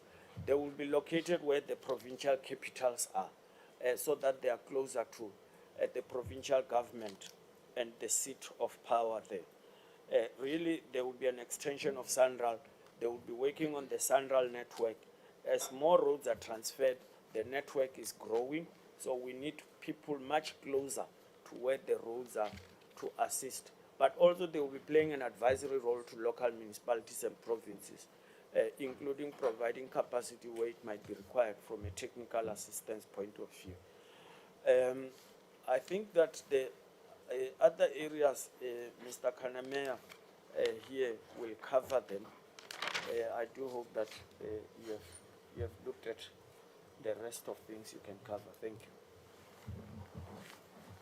Yeah, Chair, Honourable Minister, Deputy Minister, just quickly to deal with some of the matters. I think on the question of how we repair potholes, there's typically two methods that we use. There's a shorter method, what we call using cold mix. So these are typically these pre-packed bags. That tends to be a short-term repair approach. Unfortunately, for a lot of authorities, that is the only repair that they will do. But it's never intended to last forever. To properly repair it, we use what we call hot mix asphalt, where you properly take it out square and you replace it. So on SANRAL contracts, for the permanent hot mix repairs, there tends to be a warranty period of a minimum of 12 months that the work needs to be warranted. So should that same pothole open up again at that locality within 12 months, if it was a permanent hot mix asphalt repair, they will have to go and repair it for free, and there's also some penalties. But the challenge we just have is, unfortunately, most authorities are actually using temporary cold mix material for long-term repairs in terms of potholes. In terms of the cost of pothole repairs, once again, it will highly be dependent on the method of repair used, cold mix, hot mix, but also where it is. If it's in a remote locality that's quite a distance away, where you need to transport all the materials to that locality, it will be far costlier than relatively local to major metropolitan areas where you can easily access the material. If it's on a major freeway with lots of traffic, we cannot do it during the daytime without substantial closure of of the lanes to accommodate the traffic because of the safety risk. So to give an example, a typical pothole could be costing in the order of about 900 to 1,000 rand per square meter to fix in terms of it using coal. But when I go to fixing a pothole on like the N1 Ben Skuman with all that traffic, and I have to shut down the freeway to fix the pothole, that will be 25,000 rand per square meter. And that is why, as the Minister has indicated, one really, through preventative maintenance, need to prevent the development of potholes. Potholes are really the last symptom that shows up where there was a lack of preventative maintenance, both in terms of the surface and keeping the drains and things clean. In terms of the classification of the network, so I think once again the 131,000 kilometers that are being referred to as public roads that exist, that are used on a daily basis, but do not appear in the asset register of any of the spheres of government. So there is a technical guideline the Committee of Transport Officials have developed. It's called Technical Recommendations for Highways number 26. It deals exactly with that process in terms of how to classify the whole network and then through that process assign the ownership. And as was alluded to by Chris, the process we're busy with Vala Zonke, you remember those first two steps of verifying the network and then ensuring that the network is all classified and correctly assigned. That is exactly what we are busy doing at the moment in terms of those processes. With regard to the question on road authority registration, so there are two apps that we have. We've got a public Vala Zonke app that the public register and downloads, and there is, Honourable Member, a new version available if you go today with limited registration. If you have a look, if you just download it either from the iStore or the Play Store, we have addressed that concern of the registration details that was asked in terms of it. So there is a new version. So if one then look at, then there is a second app, the Road Authority app. So we've got the public app that the public use to assist us in reporting potholes. Then we have a Road Authority app that the authority has to use when they go and fix the pothole to track the time they take to fix, to give the evidence that they fixed it. And that Road Authority registration refers to how many individuals at the relevant authorities have registered for the Road Authority app. And that is so far one of the biggest challenges we are having with Vala Zonke, is getting municipal and provincial authorities to actually track the repair of the potholes. Because as you can see, immediately it gives transparency, it gives timelines, how long they took. It also has to be done with a photo that shows, but they were there. They take a before photo and an after photo. And then suddenly, immediately now, you can start tracking how long it takes to repair the pothole, but also how long does the repair last, the quality of the work. So there has been some major resistance in adopting the Road Authority app because of the transparency it brings in terms of it. The time lag between potholes, repair from fixing, that greatly depends on the authority and where it's located. So for a SANRAL network, we normally have a 48-hour turnaround time for an initial fix in terms of the pothole. But for some authorities, sadly, even 6 months after it's been reported, the pothole has still not been addressed because they just do not have the capacity. So once again, it's greatly impacted by the capability of the relevant authority. That's the owner of the road.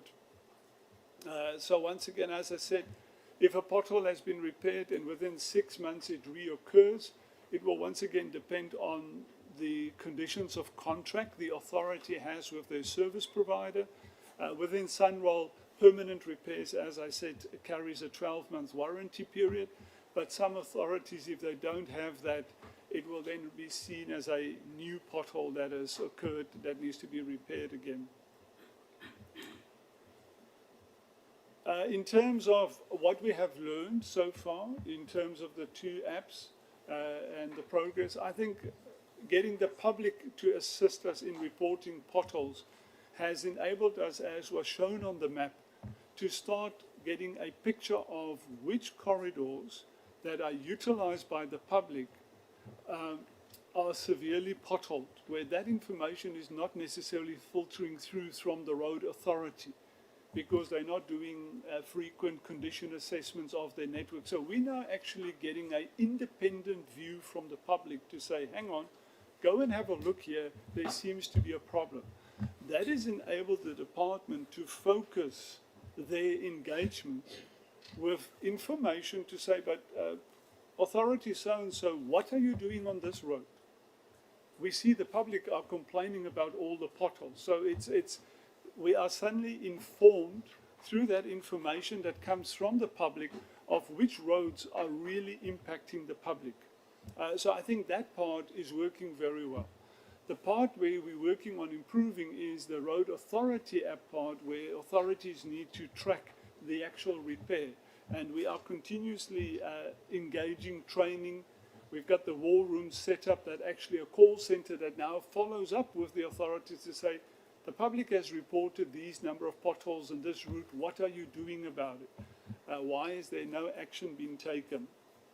In terms of the data verification, I think on the one slide we did show there, for the 9 provinces, we virtually, for most of them, at 100%, except for one that sits at 96. So I think the provincial data, we've had good progress in terms of uploading, validating the data.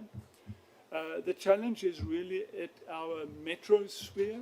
So out of the 8 metros, we only have 2 that have submitted data to date for the central data repository. So 6 of them, the data that they've submitted are either not uploadable in terms of quality or no data. So there's definitely a major challenge.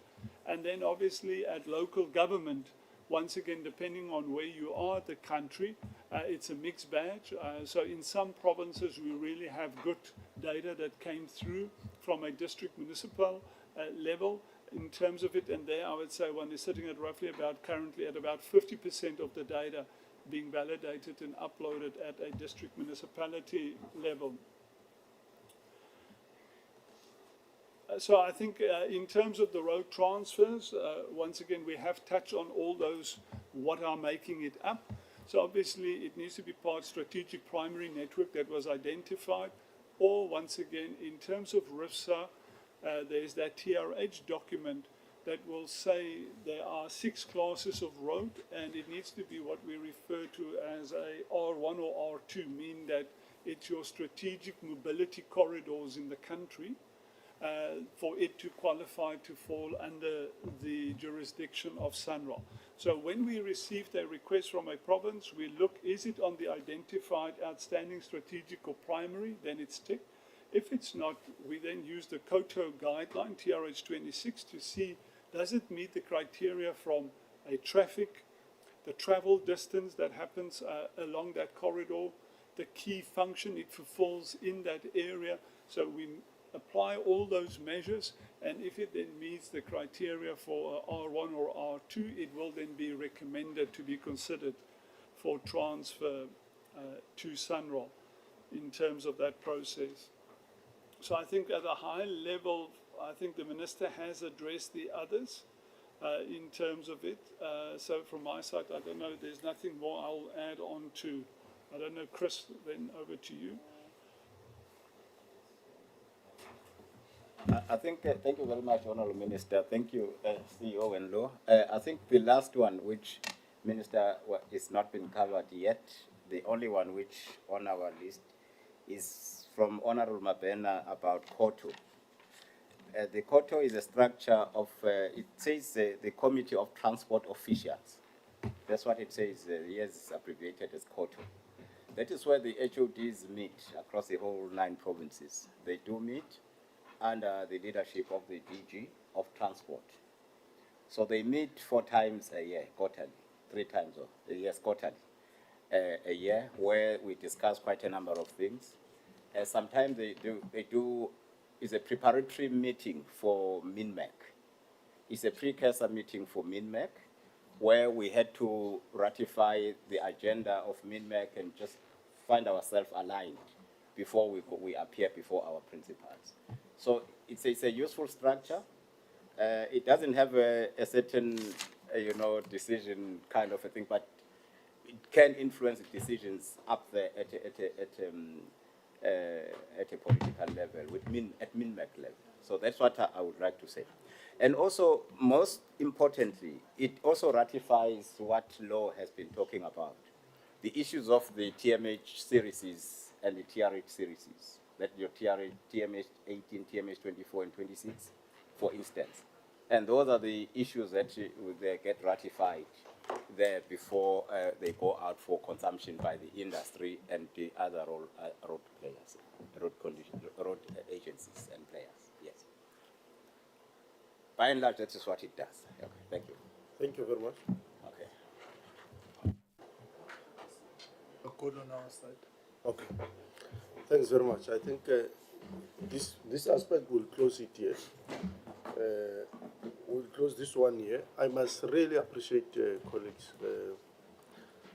Like I said from the beginning, where you are doing good, we must appreciate and celebrate you. And I think the Digital Visa CEO, SANRAL, and the colleague from SANRAL, we really appreciate on how I deliberately asked that question on classification. I had seen the slide, but because we also use these portfolio committee meetings as a teaching platform, we are followed by many South Africans today as we are appearing now because we are live. And I would want anyone to know what happened, because time and again we are asked, but why not talking to SANRAL to take this road? Why is the SANRAL not taking this road? So it's important to also use this platform as a channel for educating our people to understand. You don't just classify a road to be a national road just because you feel you can classify it. There's a reason why it must be classified. And the extent at which you went home clarifying that is highly appreciable, and I think we must commend you for always being available to provide those critical answers when they are needed. I think part of our work is also to create that particular knowledge base for our people, and that's much appreciated, the Digital Visa and the team from SANRAL. Honorable Deputy Minister, we appreciate, I think you can see, honorable members, I'm not sure is it because of what we said earlier on in terms of what happened over the weekend, but I think in terms of the other team not making it the way to do. Just one thing, yeah, honorable members. You are 100% right, Chair, when you say we are followed. After posting this question, we went to Eastern Cape, the areas in Davao. Can you really follow up, because there is a controversy? The mayor is saying, as we speak today, they are introducing the contract to go there.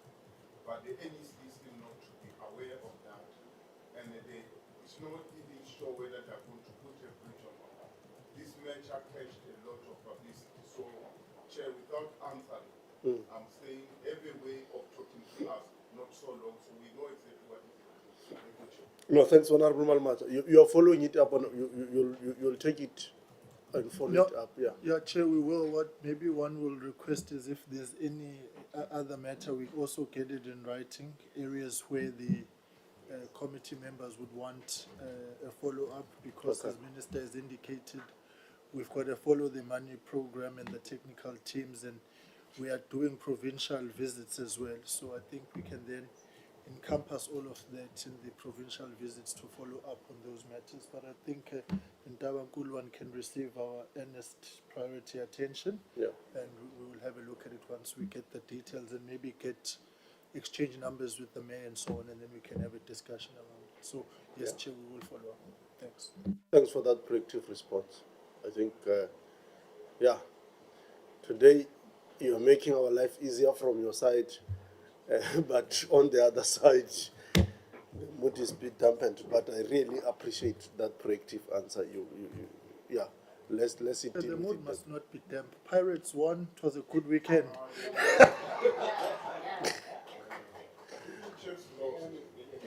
No, thanks very much. Thanks very much. But I think let's close this one at this particular point, colleagues. I really appreciate CEO and your colleague from SANRAL, Dr. Thanks very much. We are going to now take the taxi recapitalization. I strongly wish that you have seen the trend in terms of how colleagues responded and how softly and quickly they presented, straight to the point. I would implore on you to do that so that we move as speedily as possible. Thanks very much. Yeah, colleagues if you don't feel like supporting your other colleagues, feel free to go and do other things. I know you may be having other meetings, so don't it will not be a sign of disrespect for you to move out at this point. You can actually be released. Yeah. Sure. Okay. Yes.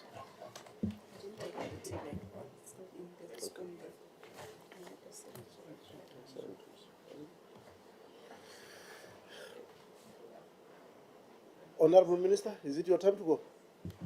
Is it your time to go? No, my 11 o'clock meeting is cancelled. Oh, okay. Yeah. Come to the front. You must come and take the hot seat now.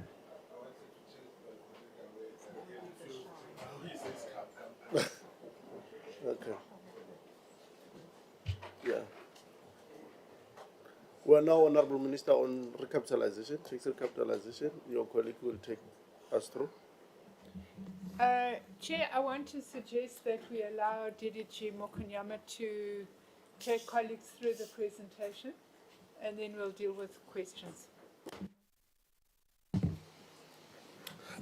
Thank you very much, Honorable Minister, Honorable Chair, Honorable Members, Deputy Minister, colleagues from Parliament and the Department. From the Public Transport Branch, I'm with Mr. Lisiba Manamela. He's the man responsible for buses and taxi, and the program falls directly under him. Chair will try, like I always say, beat the record in terms of time. Our presentation is not that long, but I'm sure we will have to deal with the matters at Q&A. Chair, we were requested to present the revised taxi recapitalization program. But as an introduction, I'd like to indicate that we did have the original taxi recapitalization program that was approved by Cabinet in 2006 and started earnestly in 2007. The idea was to scrap 100,000 estimated at the time of unsafe vehicles, unreliable and unroadworthy. As an example, the old Toyota CIRs, the old E20s. The main issues there was to bring in safety features into those vehicles, being one of them being type 2 braking system, anti-roll bar, so that when they roll, they don't get squashed, and also to put seat belts on passenger seats. Those three were key major ones. So as we will speak, when we refer to OTVs, it will be the old taxi vehicles pre-taxi recap, and the NTVs will be the new taxi vehicles post that are called taxi TRP compliant. Now, 2 years into the program, or a year into the program, because it started in 2007, we had encouraged the taxi operators at the time as part of a parallel process of converting permits into operating licenses. And during that process, there was a court case that indicated that we need to include those vehicles that are eligible for conversion, and that added 35,000 vehicles into the picture. Next slide. We then went back to Cabinet to request, at the time, additional funding. The appetite was very high for people bringing in taxis. But Cabinet then only approved CPI increase per year, and indicated that we can extend the program beyond the original period, depending on the budget allowing us to do so. The original TRP that ended in 2018, Chair, scrapped at 72,653 at a cost of 4.4 billion. That is the actual amount paid to taxi operators. And that is the spread per province. Gauteng had the biggest numbers of those old vehicles that were scrapped and brought in per scrapping, with the Northern Cape having the least number at 692. Next slide. And after around towards the end of the first initial TRP, we then did a thorough assessment to see what could be the lessons learned. The majority of the challenges, Chair, centers around one big issue, which is the affordability of a new vehicle. The scrapping allowance when we started was 50,000. The price of a new vehicle was around 110,000. If you had to buy a new vehicle with the whole 50,000 as the deposit, you can see it was around 45%. As the years went by, the price of vehicles became expensive. While we were increasing the scrapping allowance by CPI, the prices were not increasing by CPI. So it was not exponential. They were increasing at a faster rate. Currently, we are paying 160,000, 159,500. The cheapest Toyota Quantum Sesfikile is 743,000, which is hovering around 14 and 17% of the actual value of the scrapping amount if you are to use it as deposit. So the prices of vehicles have just gone up. But we shall also indicate later on, because the other issue was, because for some strange reasons, the taxi operators are regarded as high risk by financiers, so they are just exorbitant interests. There are those financiers that are charging up to 26% interest. And that makes the repayment of the vehicles unaffordable. Later on, we shall demonstrate also what we are doing to review. A part of that is to then try and enforce upon the financiers to deal with this matter. The majority of the banks are no longer even financing taxi operators. So it was the issue around the affordability, but also that it is because it is a voluntary process. Because of those affordability issues, then people did not have the appetite to bring their vehicles for scrapping. Even though what we scrap, that old vehicle could have been purchased as less than 160,000 now, but the risk of losing continuity of business makes these people not want to then come and scrap the taxis. And then there were other taxi TRP compliant vehicles, the Inyatis of this world and the others, which passed the test in terms of SABS's NRCS, the National Regulator for Compulsory Standard, and they were homologated accordingly. But they were of such a poor quality that they didn't last long. So the list had to be reviewed of TRP compliant vehicles. And then the issue around slow pace of conversion of operating licenses. Next slide, please. So those are the challenges with the old TRP that led us to then revise the program, which program started after the review report was presented to Cabinet, started in 2019 in March.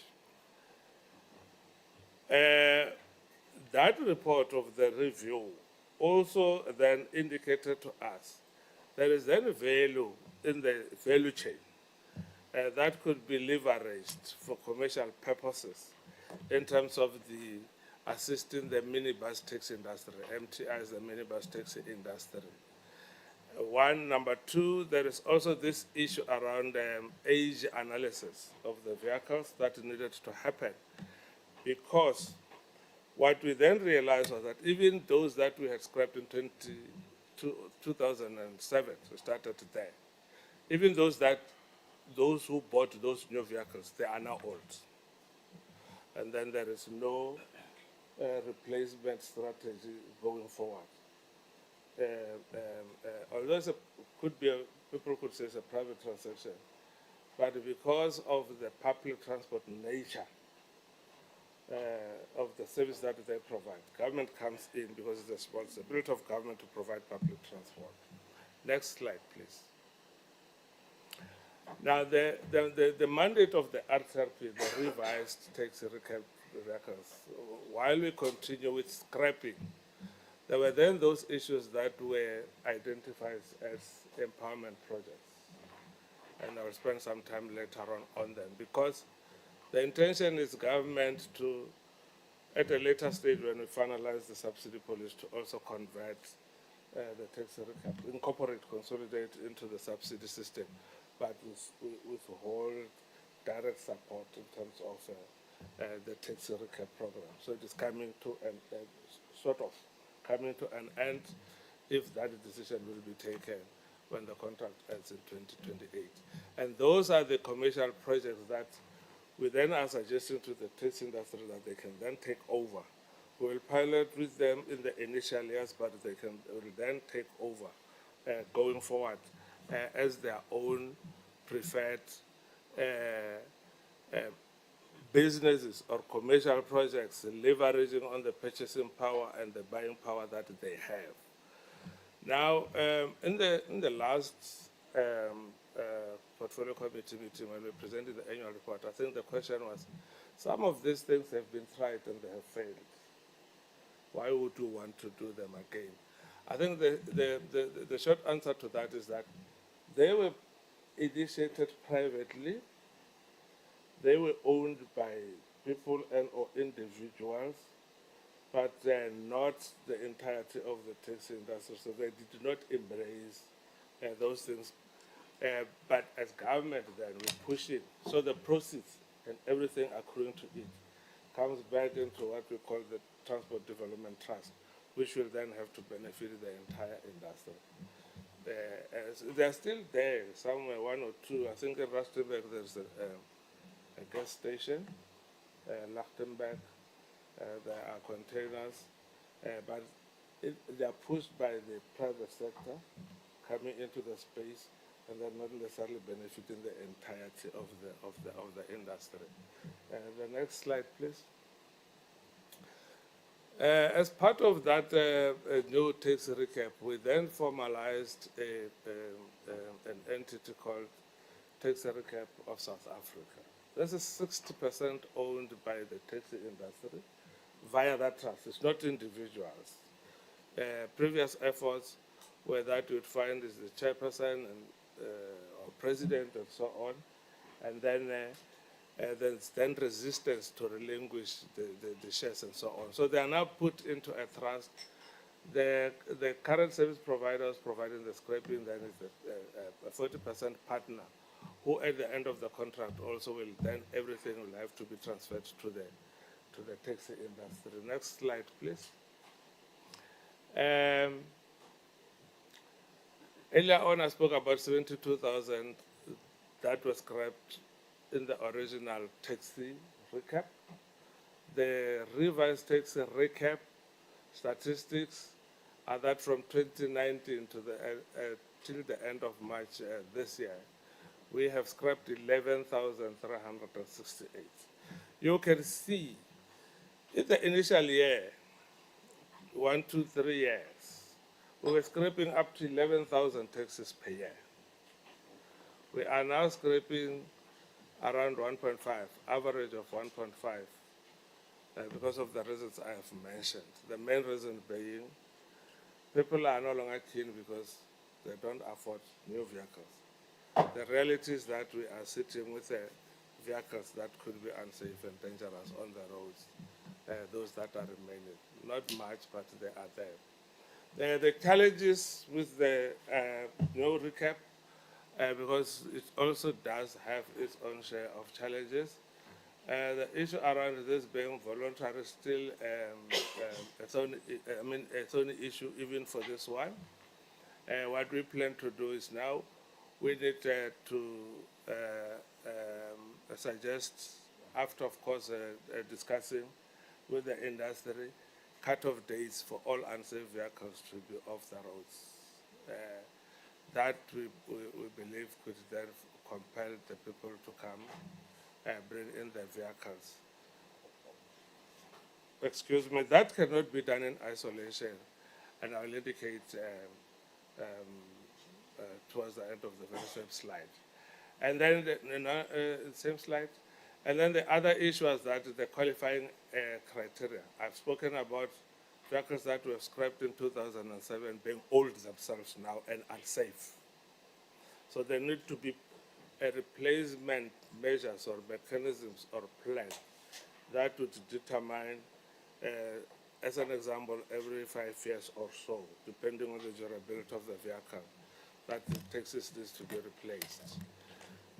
And the issue of affordability, which is still the issue which is bringing the figures down, is that as part of the review, the minister has instructed us to do, again, a thorough review of the program, which from independent people in the main, who will tell us where we are getting things wrong, how did we implement it, and probably in the process account for every cent spent by government, but also bring into this, into a collective, into one space, financiers, taxi industry, and the vehicle manufacturers, to talk about the cost of new vehicles, to talk about financing models that are not cumbersome and burdening. Although it's, again, I'm still saying it's a private transaction, but we come in because they provide an important service. They are carrying 89,000. 89% of the commuter travel in the country. So they are here and here to stay. They must be assisted somehow. Part of the work that we are going to do is to then to try and indicate to these financiers that you might regard them as high risk. We are here to assure you that they've got a route, and this route has been scientifically verified as viable, and therefore it will deal with the issue around affordability. And that also would have to include transport planners who have to not oversaturate the routes when they allocate permits. And then the other issue is, of course, the smaller, the tiny issue around those that do not have permits to get them back into the program and provide them with permits if they qualify, of course.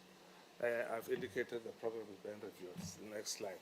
So this is just a slide of what is remaining of the vehicles that needs to be sorted out.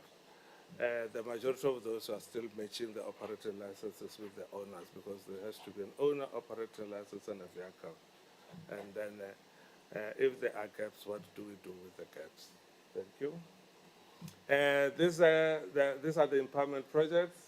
This is just the introductory slides. Next slide, please. One of those is formalization. Now, in the formalization process, one, we need to know the person, the owner, the place, the route. And this is where the issue around verification of the route becomes very critical, because we can now know if the one are breaking even, they are able to recover the cost of transport, and they are also able to then will be able to get finance and be able to repay that finance. So the formalization process includes all of those. We are piloting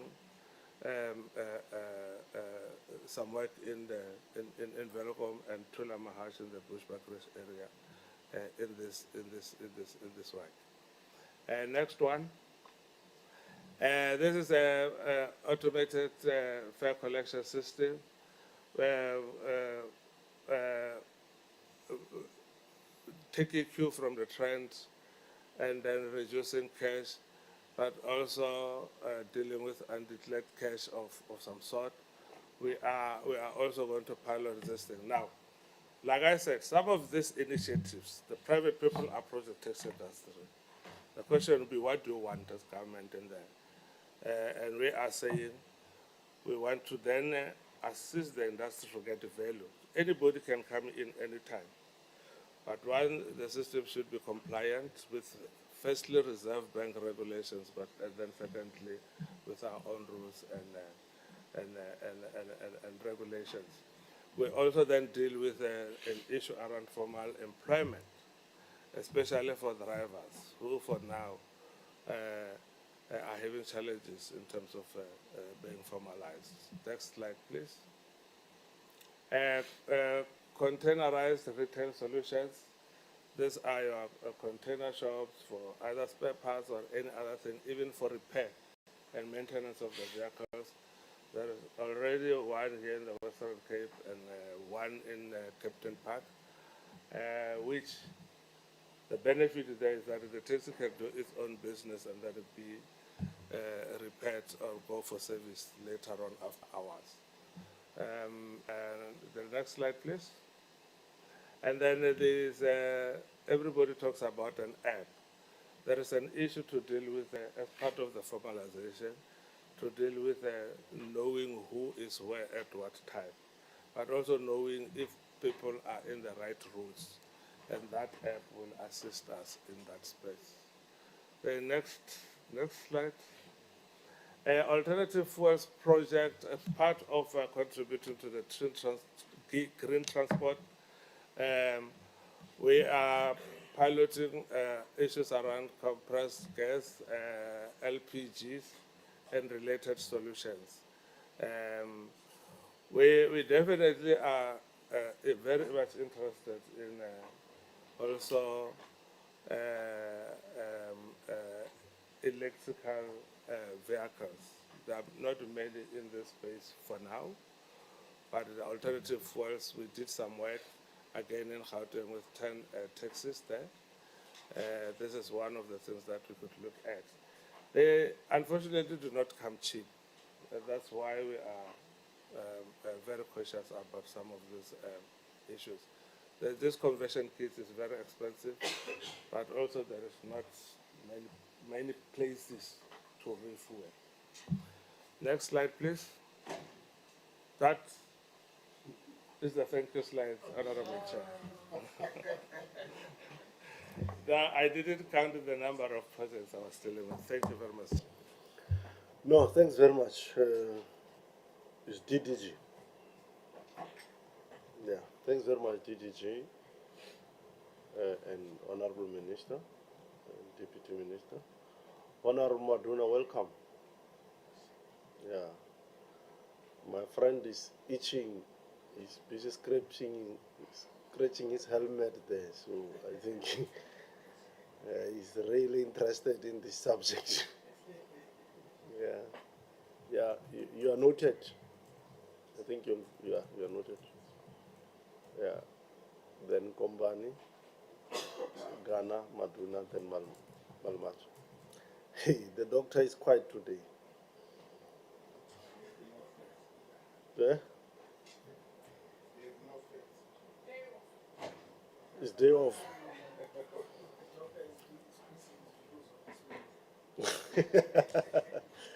Yeah. I know Honorable Mabena is out, ne? Okay, yeah. I wanted to say, no, thanks for that. That's why I'm because I know he has been following up a lot, Honorable Minister, on this subject. I know he may have to raise something, so I'll consider his hand noted to the extent that he may say he doesn't want to express, but I know for sure he should be having a question on one or two. But my chief fighter. Yeah, no, thanks, Chair. Again, not too many issues, but I'm just trying to, to gather my mind around this. So I, I think as government, we've been short-sighted on this issue, particularly, Chair. One, I don't understand why we made a call that scrapping of unsafe taxi vehicles must be voluntary. So for me, I don't get the logic in that, because how do we make it voluntary that people must scrap unsafe cars? So if they don't volunteer to scrap them, then what must happen? But that cannot be done in isolation again, because you can't say people must bring their cars to scrap them and then you give them an allowance that does not allow them to purchase a new vehicle. So again, with that full understanding as government that the banks are frowning upon taxi operators and they are charging them exorbitant interest rates. So what then becomes our role as government? Because we've got interest in this sector. Because even the minister is here as well. You will notice, especially in Durban and Cape Town and other cities, we now have dedicated lanes for taxis and minibuses, simply because we understand the role that they play even in our economy, transporting our people to work and all of that. So how then does, what role then do we play in mitigating that factor, to say, we're saying bring your car for us to scrap it, but then how then do we assist in making sure that you are able to purchase a new vehicle? Another short-sightedness, Chair, is also the fact that now I think we are reactionary in this logic as well, to say we started a program in 2007, if I'm not mistaken. Now we are realizing now that even those cars that were purchased at that time, they are also now unsafe. And we seem to be now thinking to say, what then do we do? As if we never had that plan in mind. Because obviously there must be a cap to say, if we give you if you bring us an unsafe car, we scrap it, you purchase a new quantum, we must have a cap in terms of how long can this car operate on our roads. Because with taxi operators, they can run the thing for 30 years if they have to. They'll buy new parts all the time and everything else. But there must be a point as government where we say, once a taxi operates for so many years, we deem it unsafe, and it must be mandatory that that car must be scrapped on the road. Because majority of our roads, of our accidents in the roads are caused by taxis.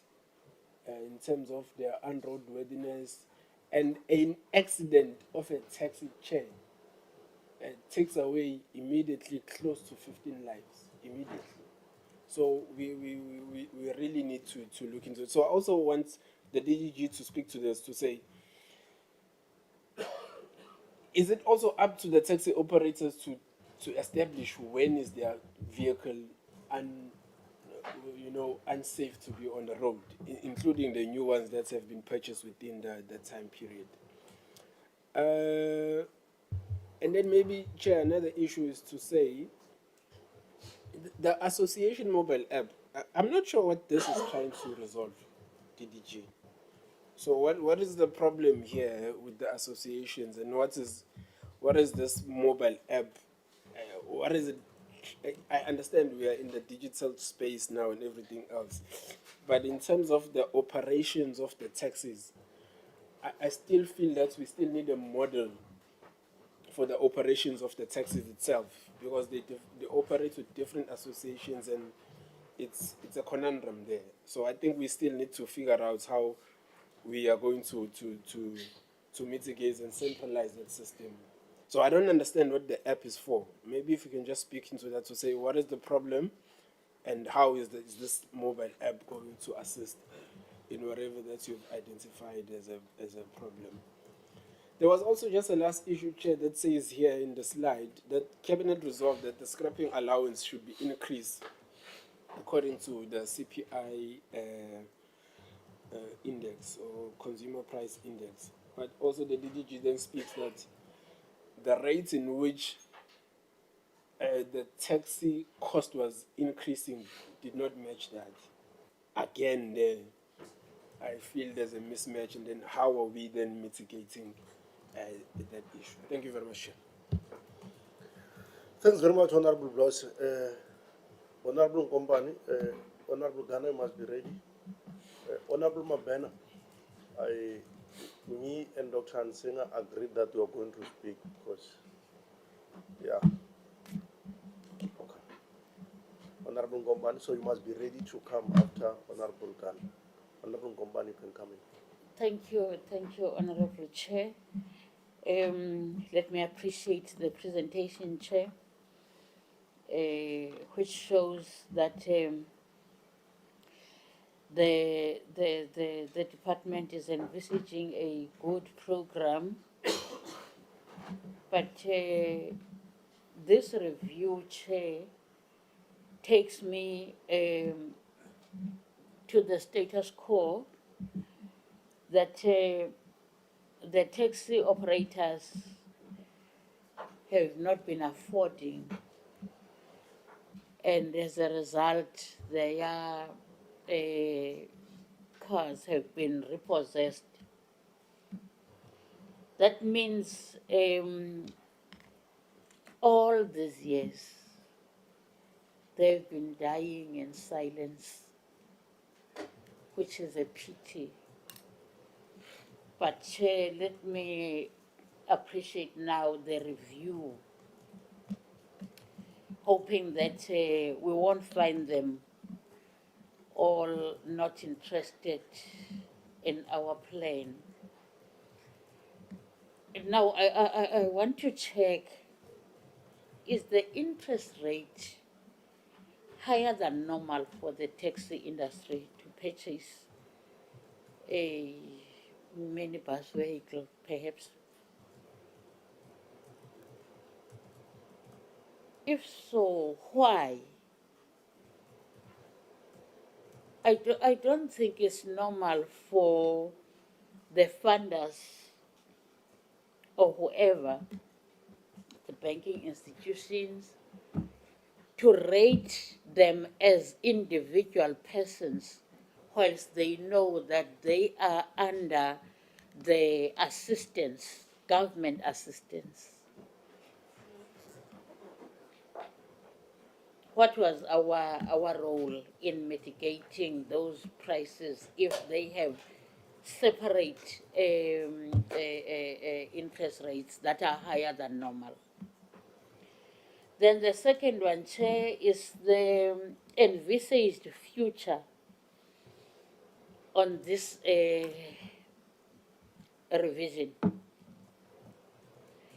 Now, my question is, will the revised transport subsidy assist the taxi industry to overcome the financial issues and risks which are raised by everyone that is concerned there? Thank you, Chair. Thank you, Honorable Company. Honorable Ghana. Thanks, Chair. Just maybe two at most, three quick issues. One to preface to say that the role of the Department of Transport is to ensure that the cars that are on the road are roadworthy, and people who transport other people do so safely. So that's the first thing. You don't, it should not be the department that encourage people to come and scrap vehicles. the role at first is to ensure that unroadworthy vehicles are not on the road.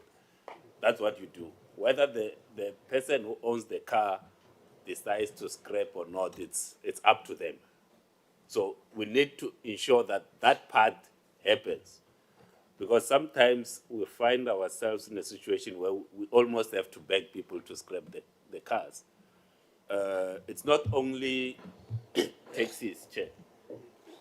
Increasingly, you see, if you go into many townships, even some village, there are private vehicles that are now used to ferry passengers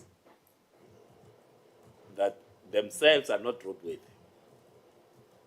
And what needs to happen is that the transport authorities need to ensure that those cars that should not be on the roads are not on the roads, because they're a danger to everyone else who's a road user.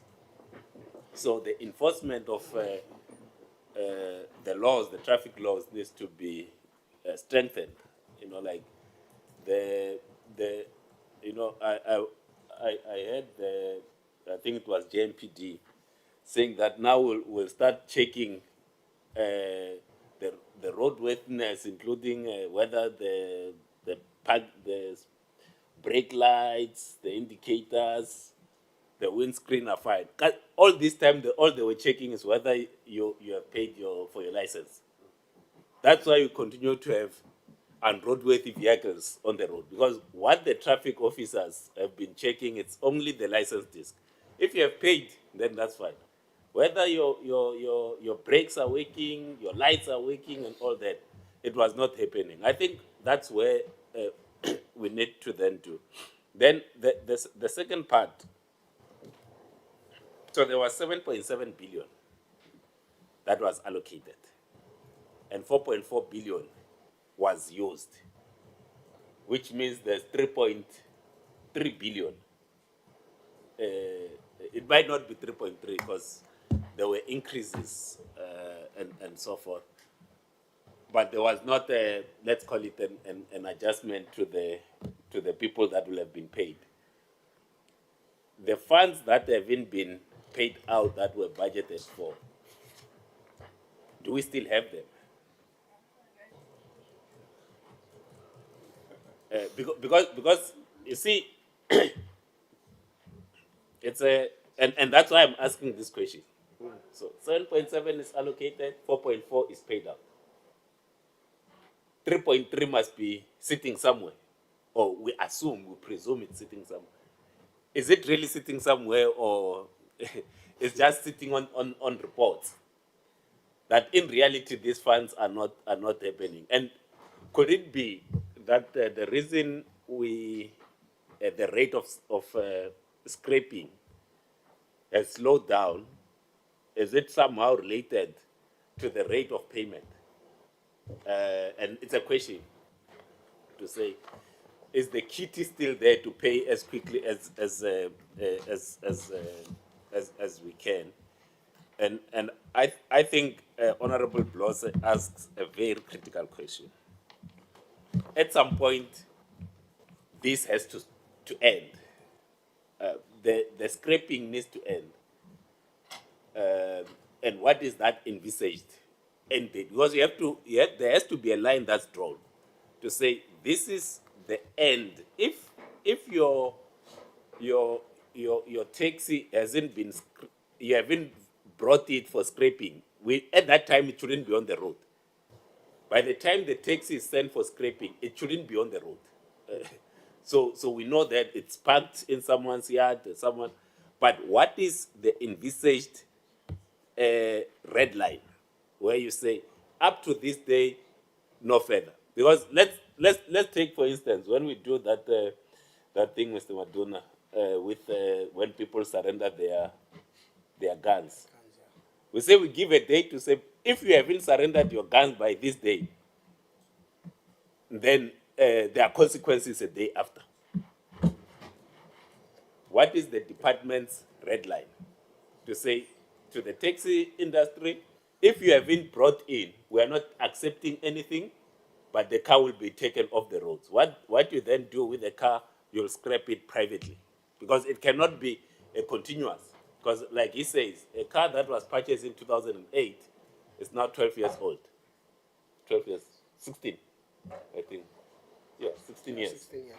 You did politics, not maths, no? I majored in maths, by the way. So those ones are old now. There might be maybe a side to say, no, open it up for those cars that we bought. Because you know that whole story with the first cars, the converted, the ones that were converted with the first round of recapitalization, people bought incorrect taxis at that point. The panel vans, yes. So there were those ones, but there were also the earlier ones that did not last long. I think they were coming from China, Proton or something. That would, or let me not mention the name, but you'd remember those ones. That now those cars that were said to be safe are now a hazard on the road. Just go to any taxi rank. You see those very first cars that were presented to be safe are now the most unsafe taxis on the road. What are we saying about those ones, and what is the plan? Thanks very much. Thanks very much. Honorable Maduna, did I welcome you? Yes. Yeah. We had noted earlier your apology. I want to formally welcome you once again to the meeting. No. You can take your question. No, thanks, Chair. I think I will be short. And thank you. Good morning. I think it's I hope being short is not a greeting this time. No. Good day. You know, to you, Chair. Yeah, To this the is want honor- to be short, but to the honorable members, the minister and the team, deputy minister and the team, and our colleagues. No, I think I'm partially covered on most of the questions that one would have wanted to ask, especially around the issue of, to begin with, when will this program come to an end, to say that this is whereby we finish off the program. I think my colleagues have asked a number of questions. But I think, Minister, one thing that just an observation, I see that you decreased from an average of like 11,000 to 1.5. I think we must agree and we must admit that it's no longer working because of the gap, decline. It's no longer working. And I think the root cause, as much as the department would want to implement this program, but according to my observation, even when I read the report, I think the root cause of South Africa is not only in the issue of taxi industry. We have a problem in South Africa of financial industry. That is the way it is designed.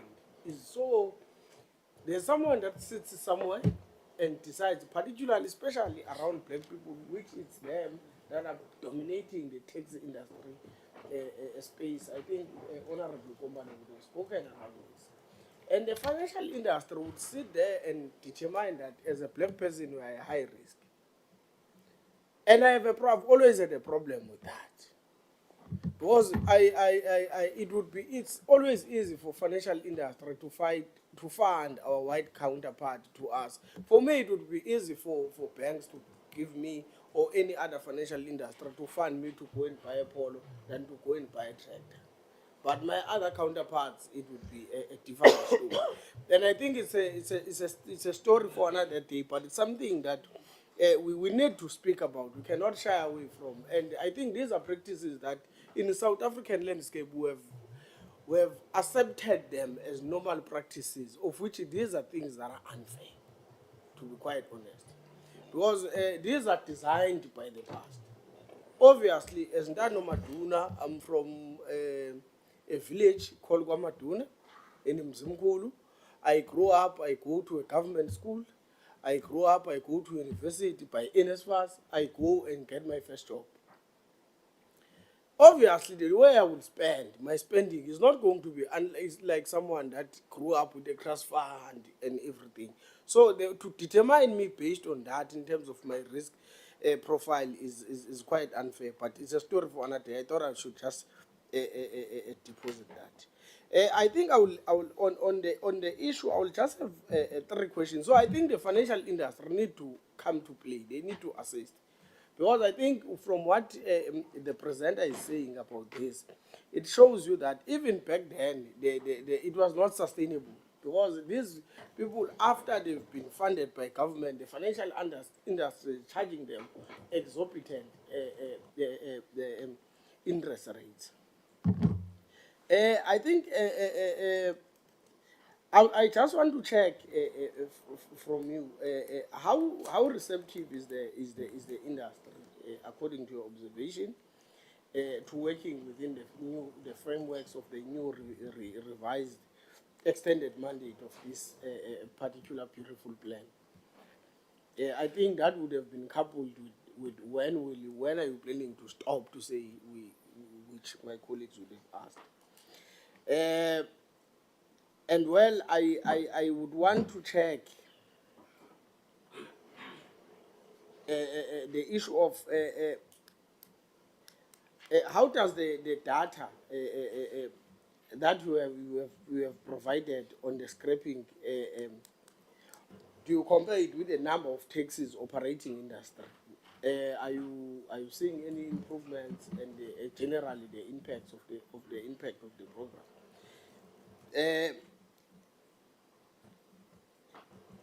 And lastly, I think at this, I think I would have been answered. I think basically that was just the questions around that, Honorable Chair.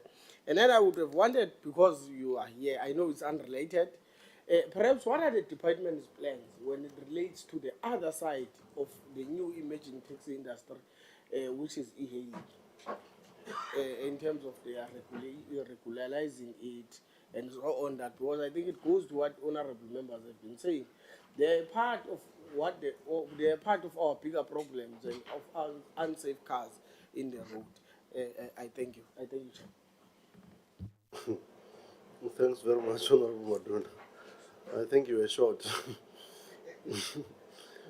But when you say you are Honorable Maduna from Kwamaduna, I think it's not an attempt to tell us that you are royal and you are a chief. Yeah, please, your home must be. Okay, oh, I see. No, thanks very much, Honorable Klema, for that clarity. People can send a message that there's something in quoted tones, you know. Honorable Maben from Kwama Ben.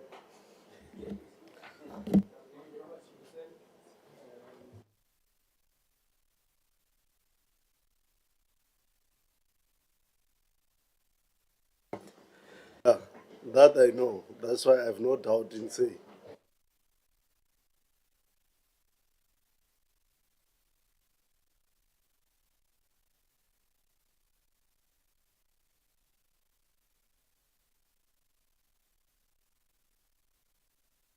Shavisa, who's doing very well in that department. But we congratulate His Majesty as the first inaugural chairperson and also the deputy chairperson, Ukumkani Undamase.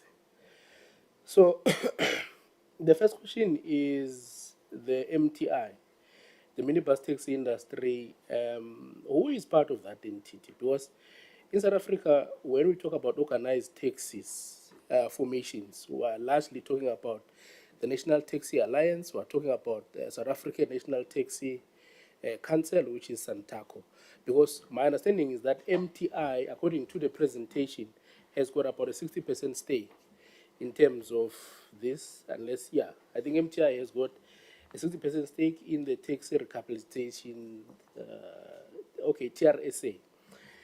Now, with that 60% stake, if indeed MTI includes the National Taxi Alliance and SANTACO, in that 60%, how is it allocated between the two taxi or organized taxi formations in South Africa? Because they account for almost 100% of the market. That is there. You either belong to the National Taxi Alliance or you belong to SANTACO. The other issue maybe that the minister could also flag, SANTACO receives about a couple of millions of rands from the department's budget and about 43, well, I'm not sure, but somewhere around that region. But we once had a meeting with the National Taxi Alliance as the portfolio committee on transport during the height of COVID. And we asked them to say, Santaco is getting money, obviously you're also getting money, what are you doing with your money? They said, yeah, we've never seen a single cent from the Department of Transport. That's the National Taxi Alliance. Maybe we can just assist us in terms of that. And then if we go to, for instance, you've identified the challenges and you've taken a number of resolutions. So meaning that this is it's a proposal, it's not something that is being implemented. It's a plan that we are bringing to the portfolio committee to appraise us on what you plan to do. Part of that, you say that you want to propose that the minibus taxi vehicles need to continuously be scrapped with a qualifying criteria and cut-off date, which is reviewed every 5 years. I think that is fine, that is welcome. But also, you also say that you want to meet the financiers and the taxi industry and the duty. Like, what is it that you're going to propose there? What document are you going into there? Research, data, and also, because as a financier, my main objective is to make money. That's number one. But if maybe we were to look at other innovative ways to say, how do we make it affordable for a taxi operator to be able to buy and renew his or her fleet? Now, part of that could be perhaps to say, can we engage maybe the National Treasury to remove some of the tax burdens that are there, like maybe similar to, but I don't want to oversimplify it, but similar to how we've removed value-added tax in some of the basic foodstuffs around those issues. So now, is it something that we can explore? Because this is a proposal, it's not yet being implemented. Maybe we might look into that. If it's feasible, if it's not, that's okay. But also, the other issue that is there, you also mentioned the issue of the empowerment projects, and you say that there are projects that support formalization and sustainability of the MTI that have been identified. What are those projects? What has it been identified? And you say that you've got also proof of concepts that have been developed and approved by the department. Give us that, because at the last slide,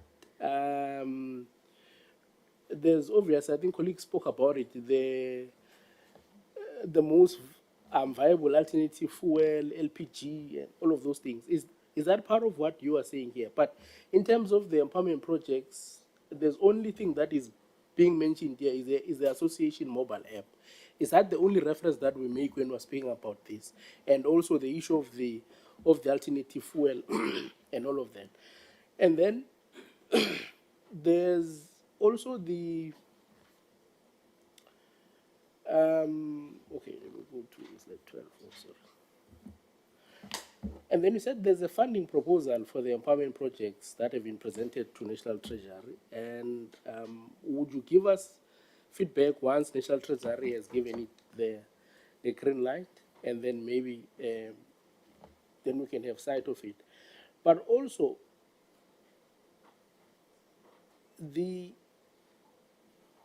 would it had to say there's a slow uptake in the program, right? We plan to scrap 10 taxis this year, but we're only scrapping 3.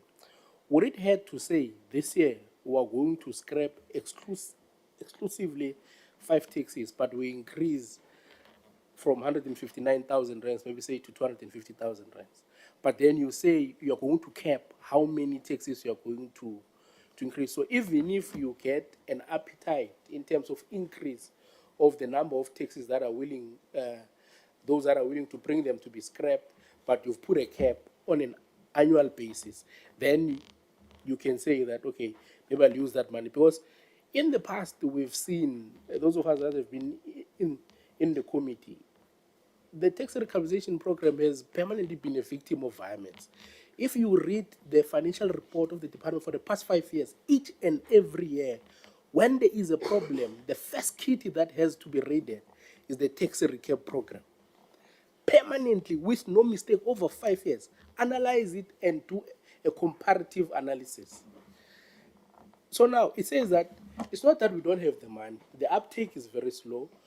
The uptake you've identified correctly here on the report, but we're saying finding innovative ways says we're just going to cap and then we're increasing the money in terms of that. So, Chair, I think those would be my questions. Thank you. No, thanks, Chair. Let's also welcome the presentation. You know, yeah,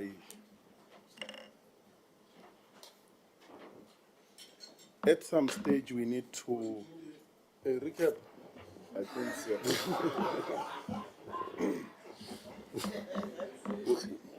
we need to, when we say we are long in this whatever situation and we are proud of being there doing contribution, measure that with the impact of us participated in that. I'm saying this because this program, whether it's revised or still the original, is good, but it is slow. And it's not necessarily assisting this sector. This sector, we're talking of a sector that is not funded, and it's a sector that people just initiated it out of sufferance, and none ever seem to be willing to assist it. Instead, this sector has produced a number of good people, including Evers here, and it has assisted in the economy. But the challenges faced by this sector, including the very same issue that DDG, you are hinting on it, if you have to elaborate on that, the issue of permit. The manner in which the taxi operators struggle to get a permit, it's like the permit, it has to come overseas or from another government. It's one government, one department. Here's the people who apply and say, give us a permit, we've got the new taxis that we got through your program. But the very same program gives a tax or the money to enable you to buy a new taxi, but does not give a permit.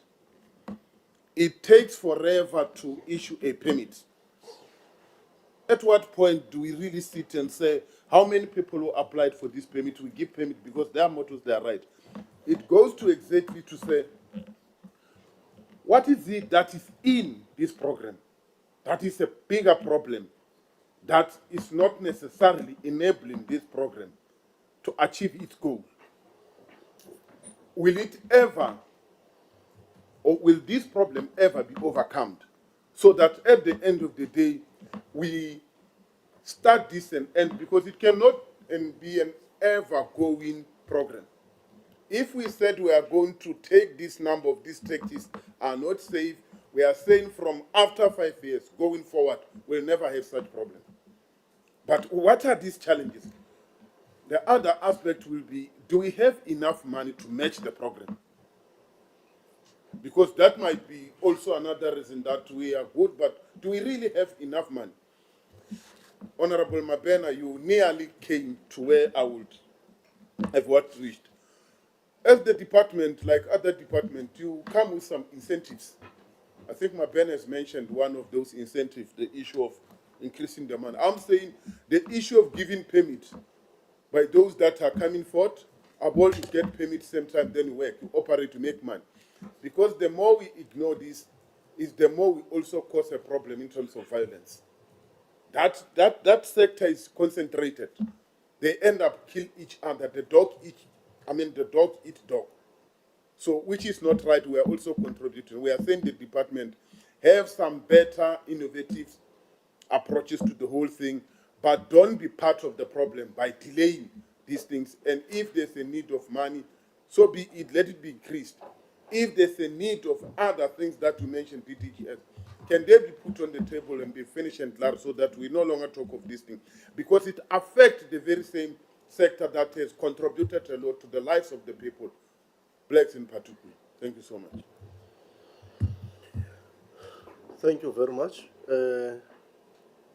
Those are the questions, colleagues, from our colleagues here. Two things, if not three, for me. The cooperation in the industry. I think it's Honorable Bloss or Honorable Mabena who touched on it. How are the relation, especially in relation to the structure that you have actually displayed? Are we not going to anticipate a situation where there will be a clash in terms of these entities that are part of that particular 60% of the structure that you have? And how do you view cooperation also in terms of the support of the recapitalization program from the industry? That's important because this is the sector that has always been at the center of bloodbath in this country, especially when not properly managed, Honorable Minister. So I may want to know thus far, and their buy-in in terms of the new processes. Are they on board in terms of buy-in? How are you onboarding them, bringing them so that we are on the same page and we move from the same strength and from the same wavelength? That's important. Related to that is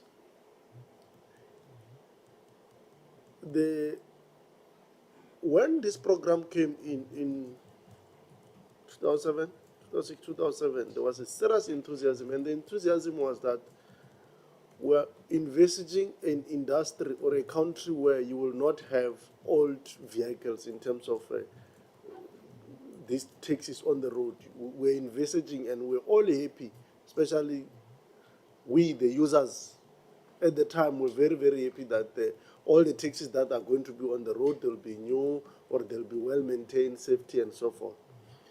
But the program has not been doing well, and I think we all agree that it has not achieved what it has intended, to the extent that two things that then gets involved, and I may want you to share with us, how do you plan around sustainability going forward? When you have not even finalized recapitalizing, meeting the target that you had set at that particular time, you then have all those ones that you have recapitalized also aging. So the fleet that would have came as a result of the recapitalization, then also aging over time, when we have not met our initial target. I think that's what you're saying. We have not met our initial target that we have set. Therefore, that's how the user or the commuter interest then died in as far as the program is concerned. And related to that is what the Honorable there is saying, that this program has been subject of violence year in, year out. Year in, year out, you know that if there is a problem, the money that will be taken out is this one. And in this space, this industry is the one that is used in the main by the poorest of the poor. Now, you may want to share with us what result in, is it the fact that there is no much of the uptake of this particular subsidy to the extent that it becomes vulnerable to be a subject of violence year in, year out? You may want to speak to that. You spoke about how the CPI had impacted. You have been increasing at the CPI rate, but on the other side, the cost in the industry has been far above the CPI, therefore making it difficult for, even if I have interest to be part of the program, I may not see value because it will actually swamp me, it will swallow me. The program, if I hand over my car and then the cost is going to be far above the CPI at the time when I want to come in, obviously I'm going to be drowned. Now, related to this question is, how do we then mobilize our employment funds in terms of supporting the industry? Do we work with our allies, not necessarily our allies, our colleagues whether it's the National Empowerment Fund or any other fund that is there at the level of the state to support this particular industry, or what are our plans around that for sustainability purpose. Because, as you know, the program is subject to a law of diminishing return. The more you put, the higher the demand. In terms of like you said, the CPI will always be increasing, and the demand, the cost will be always above the CPI when you are targeting increasing annually with the CPI, just only with the CPI for the subsidy. So you may have to talk to us about how are you intending at this particular point to deal with that particular problem, or where even if I want to come in, I'll be swamped I'll be swallowed by the process. I talked about the cooperation with the sector. The point I want to re-emphasize, and I think it was raised by Honorable Ghana, is just to amplify it. It must not be, we must use our system, our authority over the roads, our authority in terms of control, to ensure that even if someone doesn't want to volunteer to come in terms of handing over the taxi, which is not in order, but our system must be able to take that taxi out of the road, to the extent that even if we say it's voluntary, but it becomes difficult for someone to operate on our roads with a taxi that endanger the lives of our people. So just to amplify that point, that we need to be doing everything, working side by side. The recapitalization program, whether I'm not sure whether it is the function will fall within RTMC or whatever division that deals with that authority on the road, need to be aligned to the extent that at the end of the day, the primary intent of this program when it was introduced is to ensure that there is no a commuter who will use a taxi or a vehicle that is not in a good state of affairs. So we must do it by enforcement, law enforcement, but also as we push the numbers on the other side. So you may want to really speak to that. Thanks very much. Honorable Minister. Chair and Honourable Ministers, thanks very much. Let me talk to you about what I envisage as the policy change that we would be trying to bring about as a result of the review. So if we go back to the original objectives of the taxi recapitalization policy, I think we can say that there were 3 or 4 objectives. The first objective was to support what was at that time one of the only major black-owned industries in the country. So there was a transformation objective. The second objective was to promote road safety by taking unroadworthy vehicles off the road.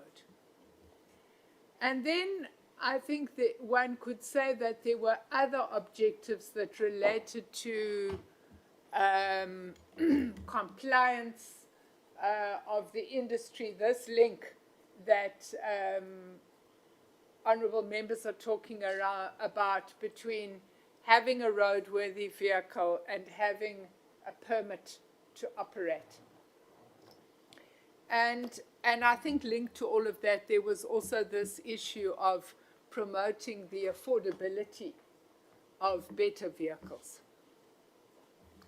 Now, I agree with Honourable Kubeka and Honourable Gama and others who have said that when you look at the current situation, you have to say that we are not meeting any of those policy objectives through the current program. And, you know, for me, I always ask myself, what's the definition of madness? It's doing the same thing, despite evidence that it's not working, and expecting a different result. So the question we've got to ask ourselves is, why are we not achieving these policy objectives? And it was in the introductory meeting I had with Santaka and NTA, I asked them, why are we not meeting these policy objectives?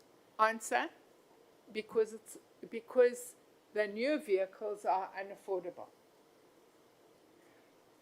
A taxi owner-operator is spending on a new vehicle somewhere in between 18 and 26,000 rand a month in repayment. How much does the same operator earn from fares? 16,000 a month. It's arithmetic. And if you subtract 16 from, let's put the best case scenario, 19 that you are repaying, there's a 3,000 rand hole. How long will you have that hole before the person that gave you the vehicle comes to take it back? Okay, so if we still regard those policy objectives as being valid, and I think that to a greater or lesser extent we would still regard those policy objectives as being valid, the question then becomes, if you have a pool of money, can you use the money differently to get a better outcome? That is the review that I'm asking the DDG to conduct. We have examples in our system where instead of using the money as a subsidy, we have used it to de-risk. If we were to use this money to de-risk instead of as a scrapping subsidy, could we then find a situation where drivers are being asked to pay a return that is affordable? That is the investigation that we have to do together with financiers and the industry. Because the reason that taxi drivers are paying these exorbitant interest rates, and Honorable Nkopani, I mean, I can't tell you what they're paying, but I can tell you they are paying massive amounts above prime. And I can tell you that if you went to buy the same vehicle, you will be paying somewhere in the region of 5,000 to 6,000 rand a month in repayments.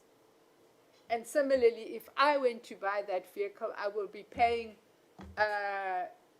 similar repayments. Okay, we are female, and females are regarded as less risky as drivers, and we're not spring chickens, and old females are regarded as being even less risky as drivers.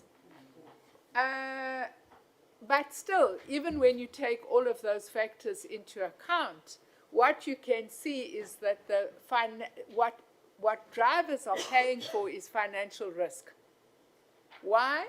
Because every driver that isn't able to repay the vehicle adds to the risk.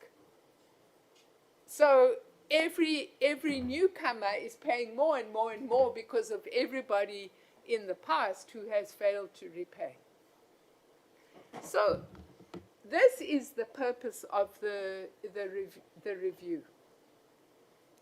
I completely agree with honourable members who've said that the role of the department has to be to ensure that we are having road safety, that we've got licensed vehicles on the road, that we've got passenger safety, all of these things. That's the role of the department. And I think that our department and its entities are not adequately fulfilling that role. And it's part of the reason why we have said that we need to find a way to ensure that we have better patrolling on our roads. When it comes to violence, I've already had a meeting with the Minister of Safety, of Community Safety. And I've said to him that there are functions which you can expect of our department, which relate to regulation and enforcement of regulations.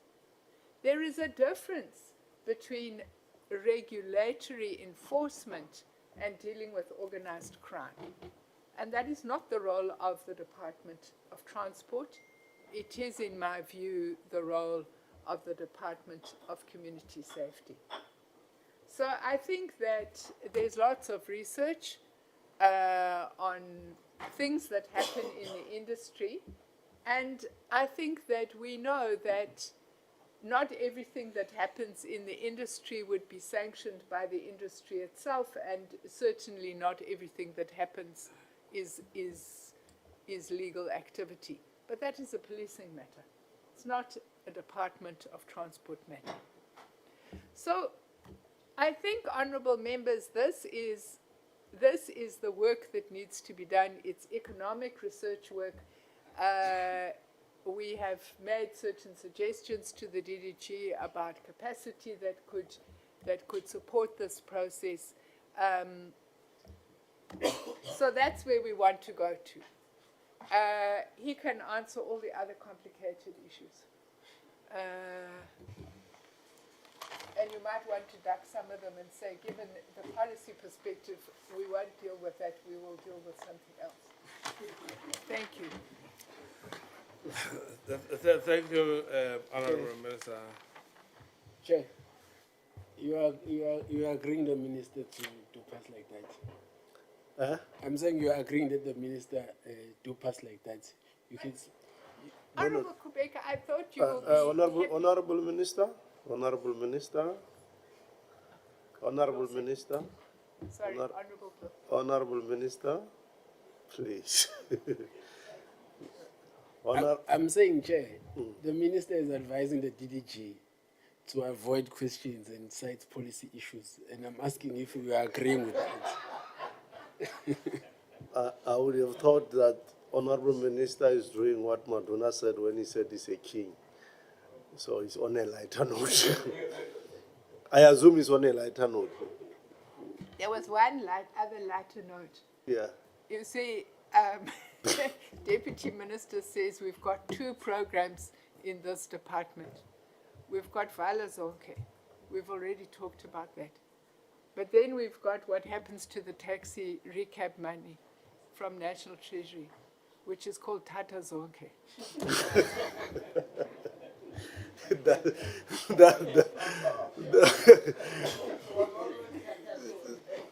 So there's Vala Zonke and Tata Zonke.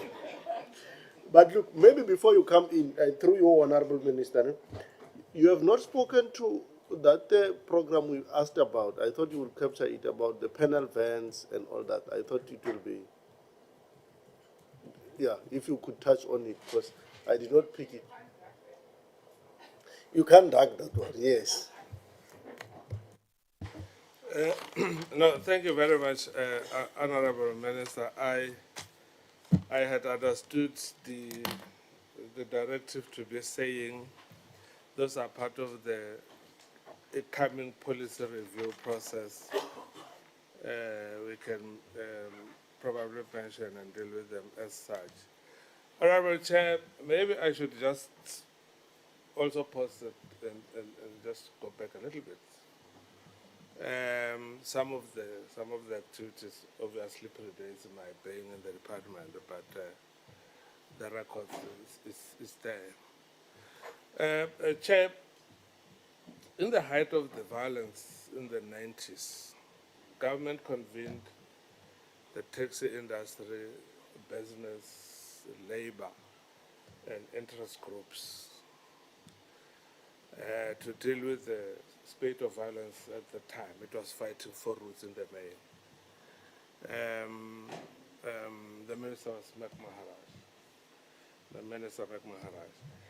Now, that group or task team came up with what it was called the taxi task team, the National Taxi Task Team, NCOP.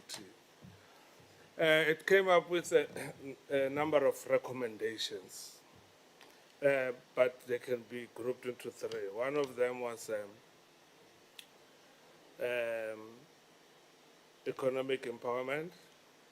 The other was training and development. And the other one, the key one, was formalization and regulation. Now, as part of the formalization and regulations, the role of government was to then deal with legislation and strategies going forward, the regulatory part. But then also took it over to facilitate, as part of the formalization, unity in the industry at the time.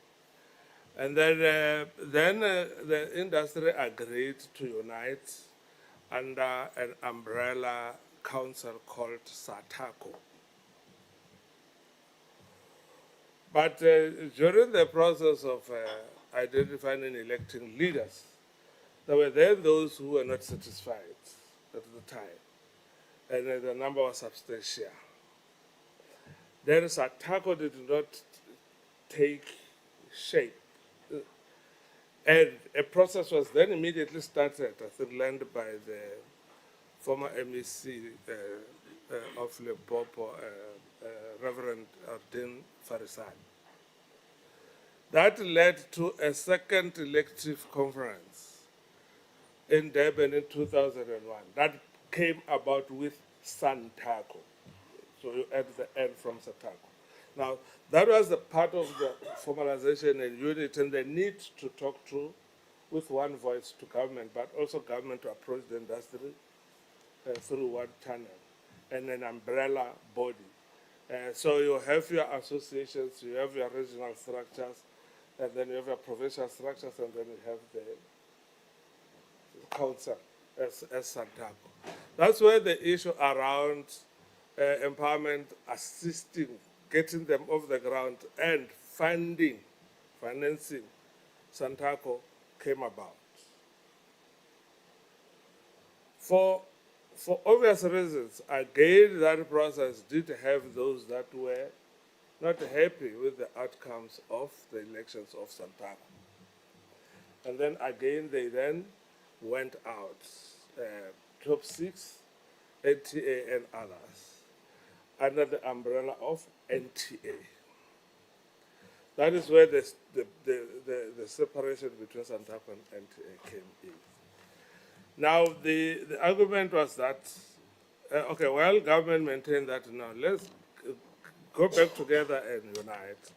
The argument was that the other grouping said they've got the right to unite in whatever format, right of association.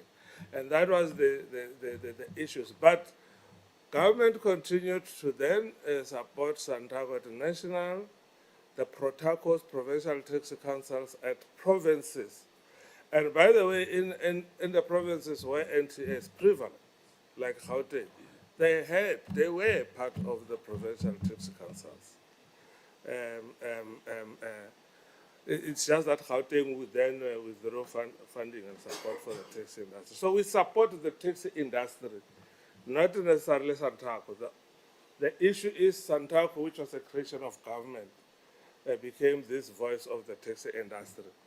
But we did not close anybody aside. And that is why even in the new structure, we're talking about minibus taxi industry, we're talking about everybody.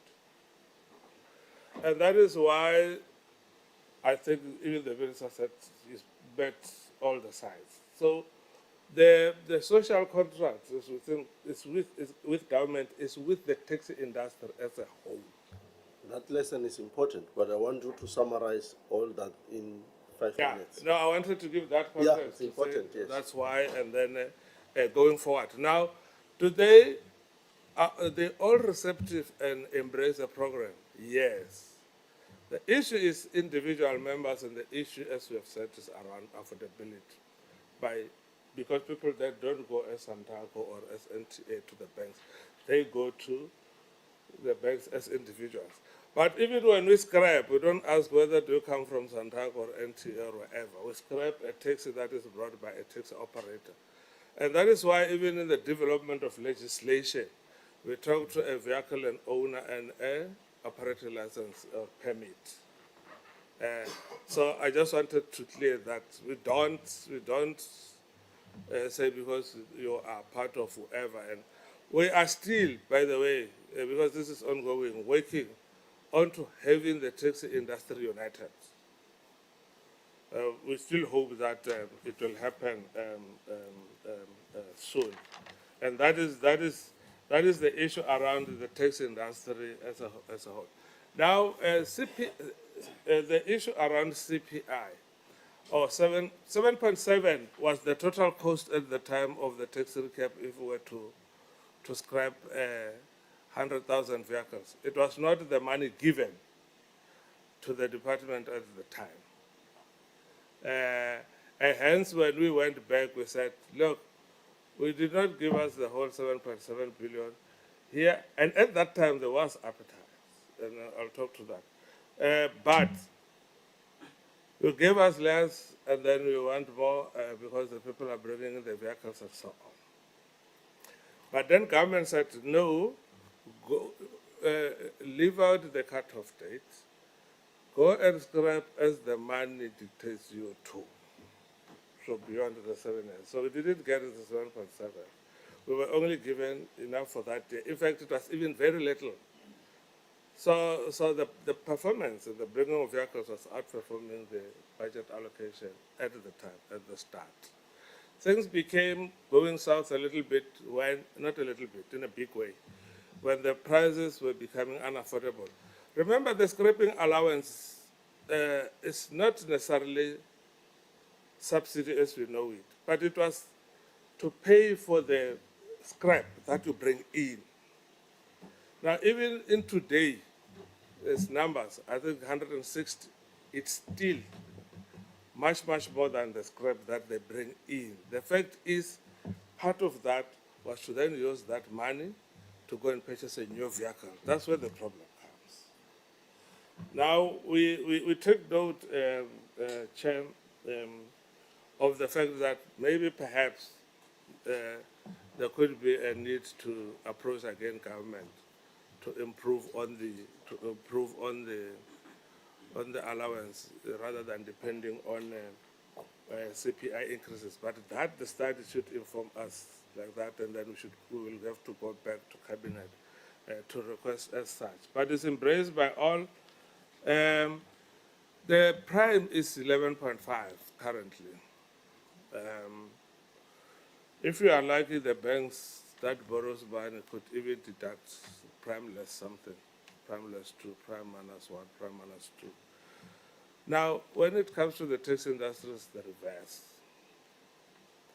And that is why we need to find out. And that's the role of government, the regulatory role is to assure those financiers that these people are here to stay as operators, and we support them. But number two, through this formalization, apps, and related issues in the permanent projects, the major part there is through transport planning to assess if a route is viable. Because the other thing is, the route could be very busy, but it's a short distance route between Pretoria CBD and Atteridgeville. It's less than 7 kilometers. It is very busy, but it does not make enough money. So the route assessment will determine the viability of the route, and that's where you then can impress upon financiers to say this is a viable business. Whether we'll be able to force them, but whether it is also legal to charge up to 26,000, those are the matters that, up to 26%, those are the matters that we need to look into. But ours would have been to formalize. And these are many projects that we are doing. The overall picture is to know where each and every one is operating. Are the routes not saturated? Because if the route is saturated, you bring in more people. That's where the issues around tensions and violence comes in. And there should be then, through transport planning and integration of systems and services, you should be able to rationalize. Take the people into needy routes, but be adequate and not oversaturate.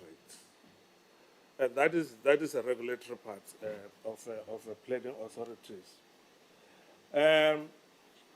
Will there ever be appetite to this? I think, again, for as long as this issue around affordability is not addressed, those are the issues that we might have to look into. Why is it going to end? At some stage, in its current form, it's not sustainable. That's what the minister is saying. Now, if it ends, we should rather have had in place a public transport subsidy, which we hope to have in the next 3 to 6 months. 2, it could be converted into also a capital subsidy that is dependent on, that will be managed by the taxi industry themselves. So remember, government is not in the business of giving you money to go and buy a vehicle. The government is in the business of providing public transport more than any other thing. Now, of course, we do not abdicate our role to ensure that there is safety on our roads. If you have an operator subsidy in place, and then if you are able to finance the selected routes, you should be able to deal with the issue of affordability in terms of bridging the gap between the fare paid currently and the cost of transport, the overall cost of that transport on that particular route. I must indicate that we have close to 40,000 buses in the country, big buses. We subsidize only about 6%. So 6%, I mean, not 6%, 6,000 of those buses. What I'm trying to say is that even in that formal industry, we are not subsidizing everything. We're targeting routes and services based on what people are going to do wherever they are going, whether it's workers or going to other areas of importance.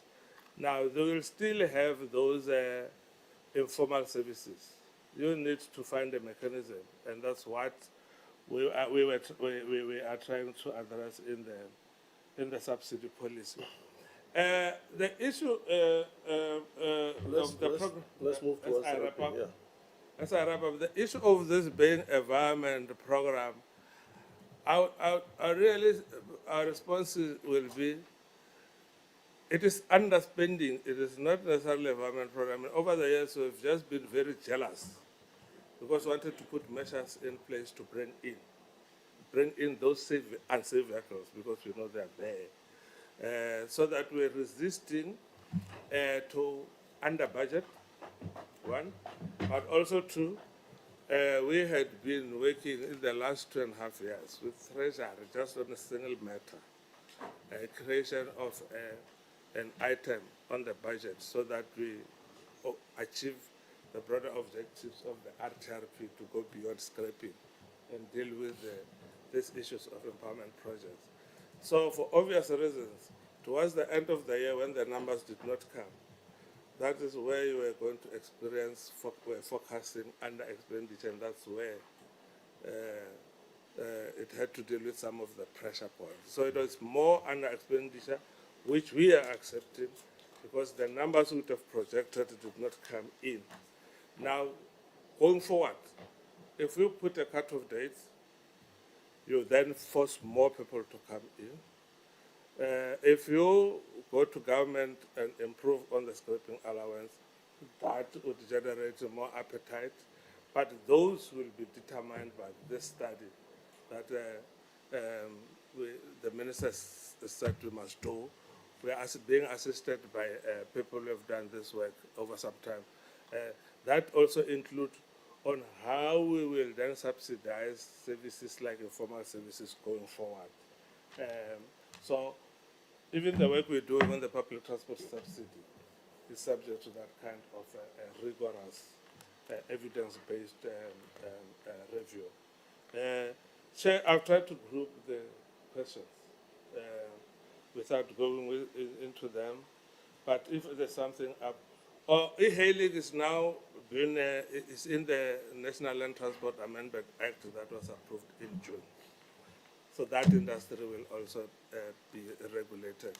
We are finalizing the regulations. The bill has been assented to, is now an act.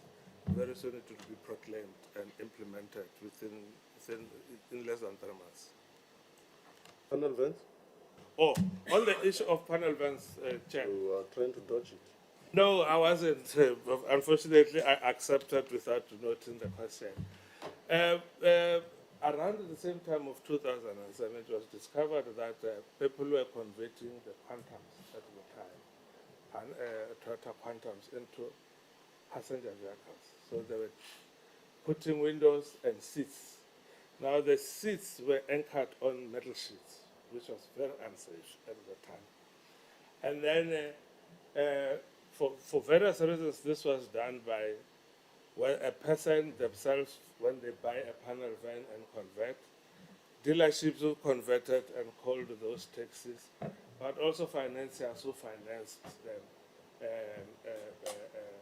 as taxis, not as passenger vehicles.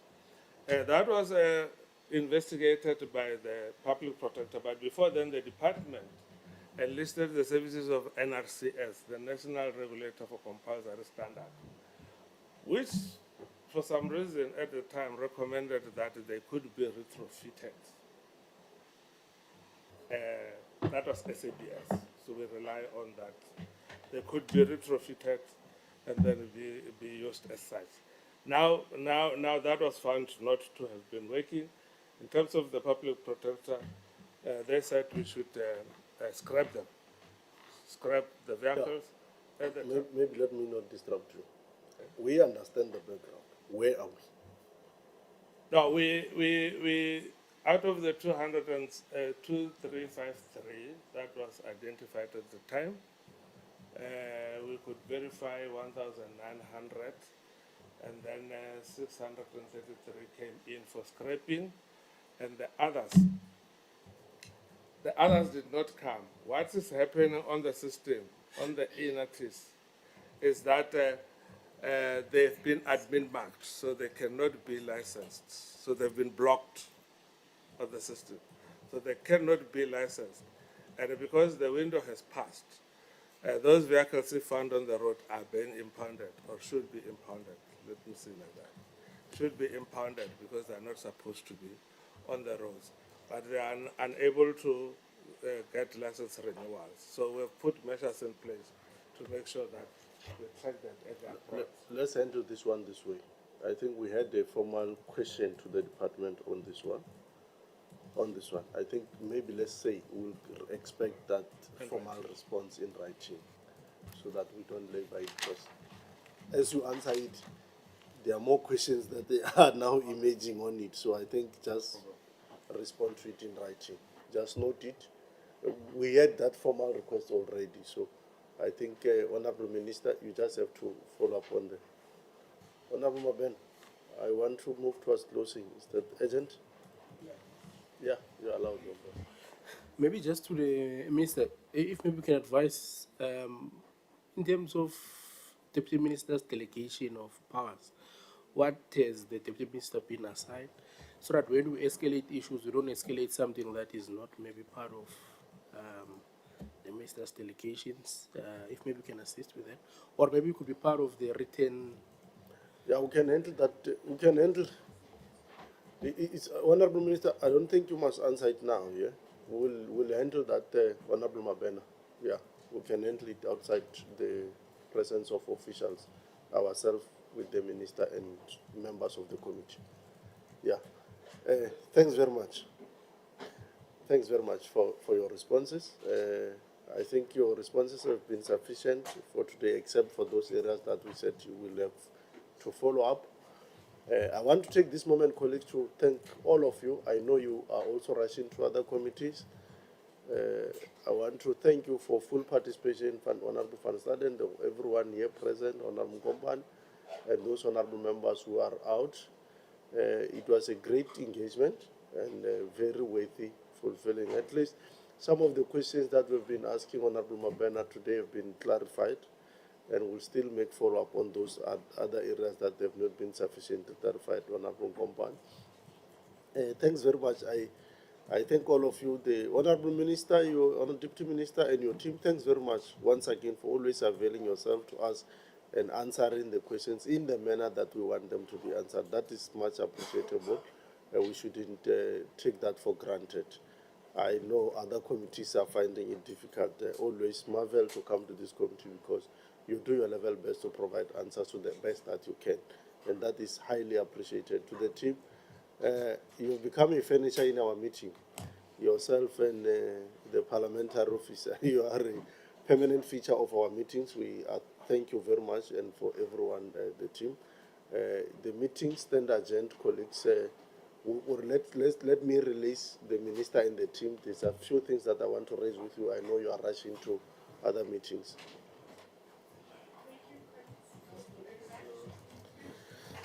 Thank you. Have a great week. I hope you'll get something out of the budget speech tomorrow.